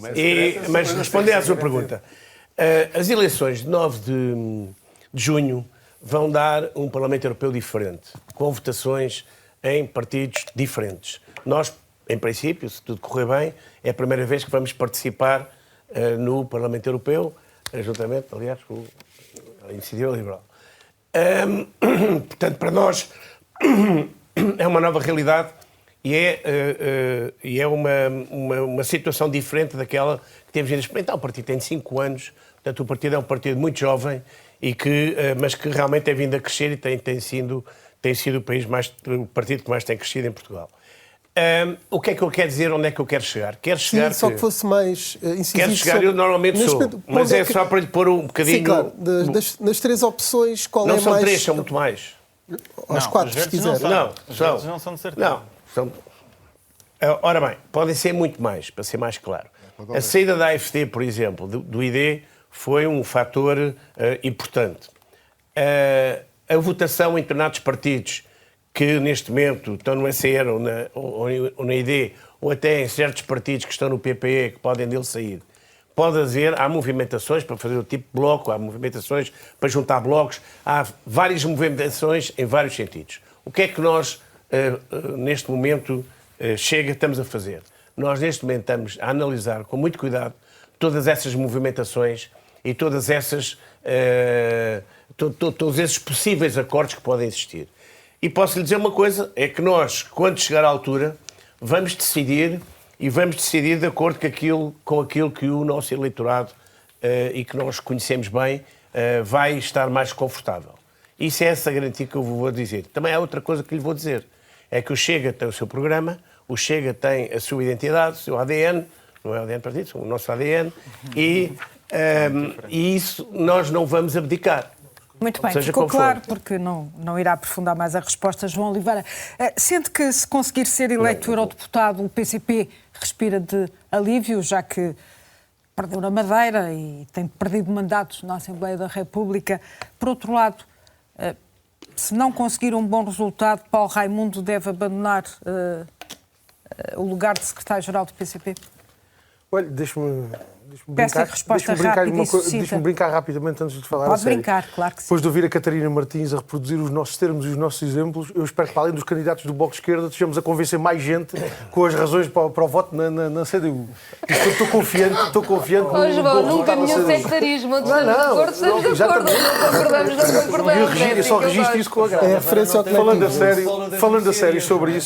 Falando a sério sobre isso, vamos ver uma coisa. É óbvio que aquilo que estamos a tratar nesta campanha eleitoral é da realidade nacional do país. Não estamos a tratar de um programa de governo, mas estamos a tratar de quem no Parlamento Europeu se vai bater pelo aumento dos salários e das reformas, se vai bater pelo investimento na habitação, na saúde, na educação, de quem se vai bater no Parlamento Europeu. Mas eu dou a resposta a isso. De quem se vai bater no Parlamento Europeu na luta pela igualdade, incluindo os direitos das mulheres, aspecto crucial da situação em que estamos hoje. Quem se vai bater no Parlamento Europeu pela garantia de apoio à produção nacional e às nossas condições de desenvolvimento. Isso tudo faz parte da política nacional. Agora, é preciso no Parlamento Europeu quem tenha uma voz em defesa da política que faz falta no país. Não respondeu à minha pergunta, mas já percebeu que não vai querer. Se me deixar concluir o raciocínio, vai ver que eu respondo diretamente. E concluo rapidamente. No plano nacional, estamos a dar a resposta na Assembleia da República com a força que os portugueses nos deram a partir do compromisso que tivemos e que assumimos nas últimas eleições legislativas. Estamos a travar agora uma batalha para o Parlamento Europeu que vai transportar para o Parlamento Europeu essa batalha que estamos a fazer.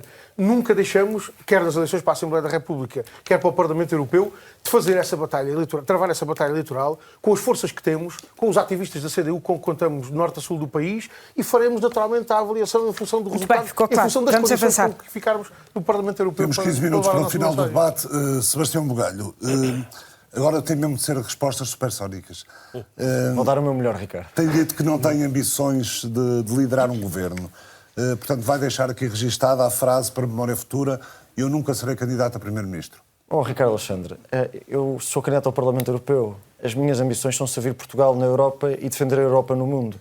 Eu acho que essa pergunta nem tem grande sentido. As pessoas dizem que eu sou muito ambicioso. Eu não me importo responder a essa questão da seguinte maneira. Eu tenho a ambição de aprender e de dar o meu melhor. Eu acho que neste momento o Governo está muito bem entregue. Se não se importasse, e de forma supersónica, para roubar o termo, gostava só, e com respeito, de responder aqui à Catarina Martins, que já 2 ou 3 vezes deu a ideia de que há aqui uma coligação europeia e económica e financeira. Tem a ver com os votos das famílias políticas. Não é uma afirmação. Entre socialistas, liberais e PP. Sim, votaram igual. Mas, Catarina Martins, percebe que para os portugueses é um pouco irónico ouvir o Bloco de Esquerda dizer isso depois de terem votado 4 orçamentos com metas de Bruxelas ao lado do PS. Portanto, a convergência estava desse lado, não estava deste.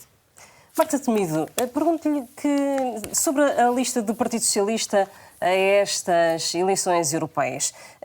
Disse que não teria limpo a lista toda de eurodeputados. Quem é que teria mantido nessa lista? Fazer escolhas de listas é uma tarefa que eu não desejaria ter, felizmente nunca tive. E, portanto, aquilo que nos interessa afirmar é aquilo que mantemos em termos de legado, de trabalho e de dedicação e de esforço e de ideias e de propostas dos socialistas que estavam na lista, que estão ainda como eurodeputados e aqueles que vão constituir a nova lista. E essa é uma agenda europeia de progresso, que é isso que nós defendemos, com respostas europeias para a crise de habitação, com melhoria dos rendimentos, com dignidade no trabalho e com mais direitos e, sobretudo, nunca recuando, nunca aceitando uma agenda de retrocessos, de limitação das liberdades. mas também aceita, assumindo que há momentos em que é preciso ficar na sala e tomar decisões difíceis, como aquelas que levaram a aprovar novas regras orçamentais, mantendo o investimento verde protegido, que é uma coisa que parece ter sido esquecida. Só para situar as pessoas, nesta ronda estamos a fazer perguntas específicas a cada um, daí a diversidade de temas. João Coutinho Figueiredo, depois da Iniciativa Liberal se ter manifestado a favor do direito à interrupção voluntária da gravidez ser consagrado na Carta dos Direitos Fundamentais da União Europeia, o que lhe pergunto era se, por exemplo, a eutanásia também poderia ser consagrada ou é um assunto completamente diferente?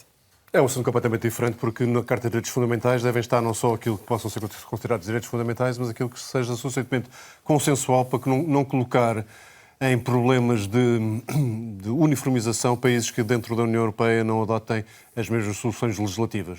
Portanto, foi nesse sentido, e acho até que o voto favorável à inclusão na Carta de Direitos Fundamentais por parte do Partido Liberal Europeu e a votação favorável em Portugal da Iniciativa Liberal relativamente ao voto de saudação dessa inclusão tem a ver com o momento que vivemos em que há forças de retrocesso desses direitos e que achamos que era uma forma de manifestar a nossa vontade que esse retrocesso nunca, mas nunca aconteça. João Oliveira disse que era a favor da integridade territorial da Ucrânia. Isso inclui o reconhecimento da Crimeia, de que a Crimeia faz parte da Ucrânia? Olha, essa é uma questão, vai ser uma questão determinante nos próximos tempos, a luta pela paz e por uma solução de paz não apenas para a Ucrânia, mas para a Palestina. E uma solução de segurança coletiva para toda a Europa tem que ser construída na base desses princípios. E eu insisto nisto. E deixo aqui o desafio aos nossos ouvintes, porque não tenho tempo para desenvolver isso. Respeito pela soberania dos Estados, respeito pela integridade territorial, respeito pela inviolabilidade das fronteiras. Incluindo a Crimeia na Ucrânia. Respeito pela autodeterminação dos povos, respeito pelos direitos humanos, são aspectos absolutamente determinantes que têm que ser verificados não apenas em relação à Crimeia, em relação ao Donbass, como em relação à Palestina, como em relação ao Iémen, como em relação a todos os sítios onde há guerra e onde a União Europeia não devia promover a guerra, mas sim empenhar-se na construção de soluções de paz, verdadeiramente tratando de paz e não alimentando o discurso da confrontação e da guerra. E olha que essa é uma questão decisiva, particularmente para o futuro dos nossos jovens. É disso que nós estamos a tratar hoje. É do futuro que queremos dar aos nossos filhos e aos nossos netos, não ser igual ao passado que tiveram as gerações dos nossos pais e dos nossos avós, que foram empurrados para a guerra colonial. Essa vai ser uma batalha decisiva e está em cima da mesa nestas eleições, e os votos e os deputados da CDU servirão para defender intransigentemente a paz. Pedro Fidel Marques, o protesto dos agricultores da Europa fora não corre o risco de estar a dar combustível ao crescimento da extrema-direita e, nesse sentido, não estará a ecologia a ser contraproducente? O que nós temos que desmistificar é que a ecologia e aqui o ambiente está do lado dos agricultores. Os agricultores são até um dos nossos maiores aliados. O que não podemos permitir, e que já foi aqui também referido, é que, por exemplo, se possam, quando estamos a importar de países terceiros, fora da União Europeia, que não se exijam as mesmas regras ambientais. Aí sim estamos a combater uma desigualdade. Não podemos ter uma política agrícola comum que os privilegia as grandes produções, seja os grandes produtores, e que esquece os pequenos e médios agricultores, que é quem está a protestar. Por isso, o que o PAN tem defendido é revermos a política agrícola comum para uma política alimentar comum que nos dê mais autonomia, mais segurança alimentar, mais sustentabilidade e que vai apoiar as pequenas e médias produções, que privilegiem as boas práticas e não a área, sempre com esta proteção que nós temos que ter, que não faz sentido exigirmos regras aos produtores europeus e esquecer os países terceiros, ou seja, existem outras questões. E até finalizar, que como já falei anteriormente, esquecemos das regiões ultraperiféricas e o interior, a Europa também tem que chegar à Madeira, as Caldas Açores tem que chegar ao interior. Tanger Correia, qual é que é o adversário principal do Chega nestas eleições? O maior adversário? O maior adversário em termos de votos, de conquista de votos, é isso que está a dizer? Por exemplo? É claramente o PSD. Já chegou a dizer que a Iniciativa Liberal também podia ser esse adversário, de lhe caçar mais votos. Não fui eu, foi o Diogo Pacheco de Amorim. Catarina Martins, no início é a opinião dele. No início da legislatura, Mariana Mortágua tentou uma convergência com os partidos à esquerda em Portugal para combater o governo da AD. Na Europa é possível alguma grande aliança? O grupo da esquerda está cada vez a encolher mais. Há alguma forma de se juntarem a outros grupos para tentar fazer qualquer coisa na Europa? Bem, em primeiro lugar, o grupo da esquerda tem sondagens, também lhe dá o seu crescimento, não é? Mas eu acho é que comenta as sondagens Tem colhido, dá-nos está a falar pouco, nos últimos anos. e portanto talvez não seja, mas talvez não se aconselhe achar que vai encolher necessariamente, porque isso não é verdade. Eu acho que há um caminho que tem de ser feito de alianças vastas que juntem quem luta pelas condições de vida concretas das pessoas, do acesso à habitação, dos melhores salários, destas questões absolutamente necessárias, como o preço dos medicamentos para toda a gente, as pensões, com as questões ecologistas, as questões ambientais que determinam a segurança do território, e também com a defesa dos direitos humanos. E eu acho que é possível fazer alianças na Europa, é para isso que eu me candidato. Eu acredito que é possível uma Europa que faça a transição justa e acredito que é possível que muitas vozes se juntem na Europa para que a Europa possa ser credível do ponto de vista internacional e, em vez de ter 2 pesos e 2 medidas, saiba dizer que está a acontecer um genocídio em Gaza, saiba impor sanções a Israel e saiba exigir um cessar-fogo. Ficou clara a sua posição, Catarina Martins. Francisco Paupério. Cada vez mais solos agrícolas em Portugal estão a ser ocupados por painéis solares. Uma floresta de painéis solares é ser ecológico? Se for só painéis solares, não é ecológico. E por isso é que há vários projetos e várias estruturas, como a AgroSolar, por exemplo, que contempla todo o tipo de biodiversidade e é compatível com esta transição.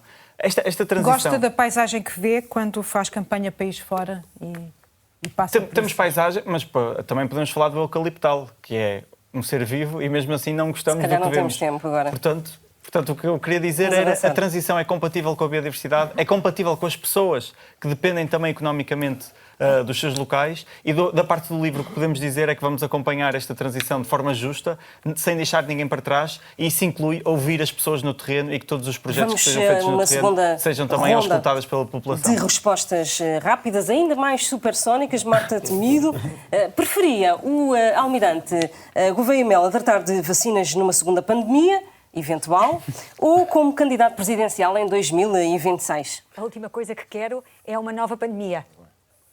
Muito bem. A Sra. Questão Bugalho confessou numa entrevista que o elogio de que menos gosta é ser jovem. Qual é o que mais gosta? Trabalhador. Catarina Martins, se numa viagem entre Lisboa e Bruxelas ficar sentada ao lado de Tanger Correia, faz conversa ou aproveita para dormir? Eu adoro ler nos aviões. Vamos de avião também. Tanger Correia, quem é que é o seu amigo? André Ventura ou os tais americanos com quem diz ter feito o plano para o país? O meu amigo é claramente André Ventura. Os meus amigos americanos também são amigos, mas são companhão de ruta. Pedro Fidalgo Marques, usou nesta campanha um pijama Star Wars. Se for eleito, que pijama vai levar para Bruxelas? Tenho aqui algumas escolhas. Um pijama com cães, com gatos ou com um touro com a legenda "Fora os ganadeiros"? Teria claramente a dizer abolição das touradas já. Francisco Paupério, numa recente entrevista, disse que era liberal, enfim, com as devidas distâncias. Disse também que todos os candidatos, João Coutinho Figueiredo era o mais charmoso. Eu não disse que era liberal. Mas a segunda parte disse. Desculpe poder repetir, se faz favor, a segunda parte então. Fiquei preso na primeira, que estava... A segunda é que também disse que o João Coutinho Figueiredo era o candidato mais charmoso e esteve inclusivamente, enfim, foi só para pedir informações, no Instituto Mais Liberdade. O que lhe pergunto é se ainda o vamos ver na Iniciativa Liberal. Não, nesta Iniciativa Liberal nunca. Neste projeto neoliberal não acompanhamos. João Oliveira, qual dos outros 7 candidatos convidaria para o Avante? A qual dos outros 7 cabeças de lista iria oferecer uma entrada permanente para a festa do Avante? Calculo que haja aqui alguns dos candidatos que já tenham ido à festa do Avante, mas que percebam que têm que pagar a entrada permanente como os outros. Ainda recebemos toda a gente com muita solidariedade, mas o contributo solidário da entrada permanente, convenhamos que não é assim também tão exigente, muito menos seria exigente para os atuais candidatos ao Parlamento Europeu. Se prometerem aqui que é mesmo uma resposta sim ou não, vamos arriscar, que ainda temos uns minutos. Salário mínimo europeu. Catarina Martins. É importante garantir que há mínimos europeus que são cumpridos para os salários. Nós temos o problema de ter, em alguns países, salários muito baixos, com preços de supermercado, depois que são mais ou menos iguais e muito altos. É possível puxar pelos salários, sim. A fórmula de definição do salário mínimo europeu é que já não dá para este segundo muito rápido. João Oliveira. Bem, os padrões que já temos fixados para isso, ao nível do Parlamento Europeu, particularmente a Diretiva dos Salários Mínimos Adequados, mostram que a ideia de um salário mínimo europeu é para nivelar por baixo os salários mínimos europeus. Ora, quando nós achamos que é preciso aumentar os salários, convenhamos que essa é a perspectiva exatamente contrária àquela que se pode esperar da orientação neoliberal da União Europeia. Francisco Palpero. Sim, porque até consideramos que em países a leste que ainda não havia o salário mínimo vai dar essa dignidade às pessoas que não tinham antes. E dizer que acompanhamos não só esta convergência com o resto dos salários, como também faz parte da nossa apresentação da Carta Europeia do Trabalho Justo, que também tem a semana 4 dias incluída. Marta Temido. Salário mínimo adequado, com regras europeias e com aquilo que foi essa defesa pelos socialistas europeus e concretamente pelo nosso candidato a Spitzenkandidat, aliás, o nosso candidato a cabeça a presidente da Comissão, Nicolas Schmidt. Pedro Fidalgo Marques. Sim, claro que sim. Temos que garantir e garantir que a diretiva é implementada para que exista um salário mínimo em todos os países que compram o mínimo para garantir que ninguém está na pobreza, que deixamos de ter esta escravidão salarial, depois para continuar a subir a partir daí. Sebastião Bugalho. Para subir salários, aquilo que é preciso é mais convergência no crescimento, mais convergência na redução da dívida, mais convergência na defesa da Europa. Isso sim nós defendemos. João Coutinho Figueiredo. Pedem uma resposta sim ou não em relação ao salário mínimo europeu. A resposta é não. A explicação técnica não cabia no minuto. António Teixeira Correia. Tendencialmente sim, na realidade neste momento é impossível.